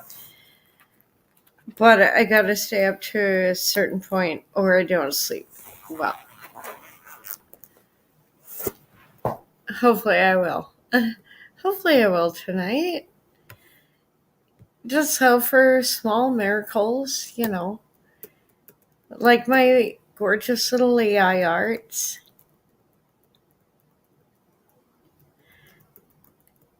She's so damn cute. Oh god, this is like... And yeah, I know this is beating a dead horse like Dylan, but... No way. That's great. But looks like things are actually far worse than what the beer industry wanted to report to you. In fact, in the post-brand destroyer Dylan Mulvaney era, beer sales in the United States have hit a 24-year low. A 24-year low. At a time when there's never been more people of legal drinking age. Maybe, I don't know, maybe you leave a like on this if you agree. Maybe it has something to do with beer no longer representing fun, but a political affiliation. It might have something to do with that. I'm just a regular, Midwestern yokel guy. But, once beer had to start representing political affiliations, maybe people decided, I'm out. And that's why, of course, I started Coffee Brand Coffee, where we're having a year-end blowout sale right now. If you've never tried us before, now is a perfect time to pick up a few items as much as 64% off. We've got these buttery tea. Every one of these snacks I stand by. They're delicious. The buttery tea from Toffee's Peanut Bombs, the cashews, the spicy and sweet treat mix, the chocolate-covered espresso beans, the yogurt-covered pretzels, Those seem the so kettle good. corn, chocolate-covered sunflowers. These are all ridiculous, and they're super cheap. They're 50 to 60% off. Then we It'd have be some regular coffees, peppermint price mocha, as we've got a Canadians hot with the cocoa, exchange peppermint rate, hot but cocoa, we've got peaches and they cream, orange seem really creamsicle, fresh pumpkin and pie, worth it. vanilla sugar cookie, which people love. All 45, 50% off. And our K-Cups are up to 30% off. And by the way, the Coffee Brand Coffee, the quartering hat, is now 60% off. It's only Sorry, $10. I'm trying to get my boots So I'm off. going to put a link in the description. You can throw a couple things in your cart, and you won't have to worry about it making a political statement. And you'll be supporting me. We're not some crappy wanna go drop to shipping bed? operation. We roast our own I stuff. almost We fulfill wanna our go own to stuff. bed. And we love our A customers little greatly. bit more. We don't care how you vote. Link in the description. As billions of people across the globe look forward to the dawning of a new year, few entities will be as happy to say goodbye to 2023 as Anheuser-Busch InBev, the parent company of beleaguered beer brand Bud Light.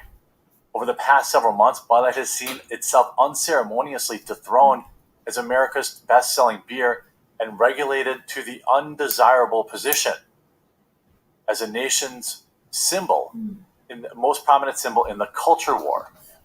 Well, yeah, that's what they wanted, though. That's what they wanted.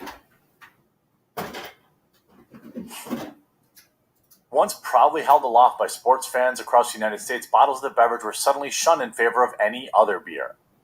People filmed themselves tipping the contents of Bud Light bottles down the drains. Some gleefully shared photos of deeply discounted, though still unsold packs of Bud Light. Those who can recall, this all stemmed from Bud Light partnering with brand destroyer, woman face user, as many believe, Dylan Mulvaney. For a small campaign, the company gifted Mulvaney, blah, blah, blah, blah, blah. It wasn't a small campaign. They paid her like $200,000. $200,000. Between March 1st and May 31st, the stock fell from $66.39 to $53.20, a 20% drop. But there's even more. You have former executives speaking out. Then there's continuing backlash. 6 months after the Bud Light controversy kicked off, Kansas City Chiefs tight end Travis Kelce, also known a.k.a. Mr. Pfizer, a.k.a. Mr. Taylor Swift, learned that the boycott embers continued to burn when he appeared in a campaign for the brand in October. Kelce was ruthlessly mocked. Fast forward to December, a campaign featuring NFL legend Manning, Pro Football Hall of Famer Emmitt Smith, Bud Light Super Bowl ticket competition also sparked outrage. In Bud Light's new ad, patrons watching Manning as he orders at a crowded bar, he announces a round of Bud Lights is on him for the entire bar in his trademark style. Starts passing cans of Bud Light to people with deep throws, Hail Marys, and perfect spirals without spilling a single drop. As a fan makes a dive and catch, Smith appears in the crowd, can call a touchdown, and joins Manning in passing out more beer. Unsurprisingly, outrage briefly filled timelines on X, formerly Twitter, in reaction to the ad. The outrage appeared to continue working outside of the internet. At the end of October, it was revealed that Anheuser-Busch had recorded a 14% revenue fall in the United States from July to September. Anheuser-Busch's third quarter figures showed 14% decline in the U.S. revenue, with a 17% fall in sales to American retailers.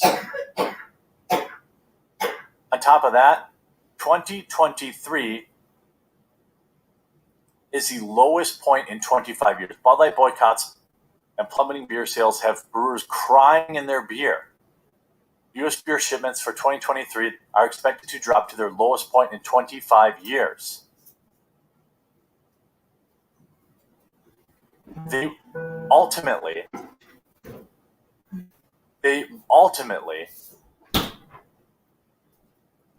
want you to think that you failed, that the boycott failed. But that's not true. No. The beer industry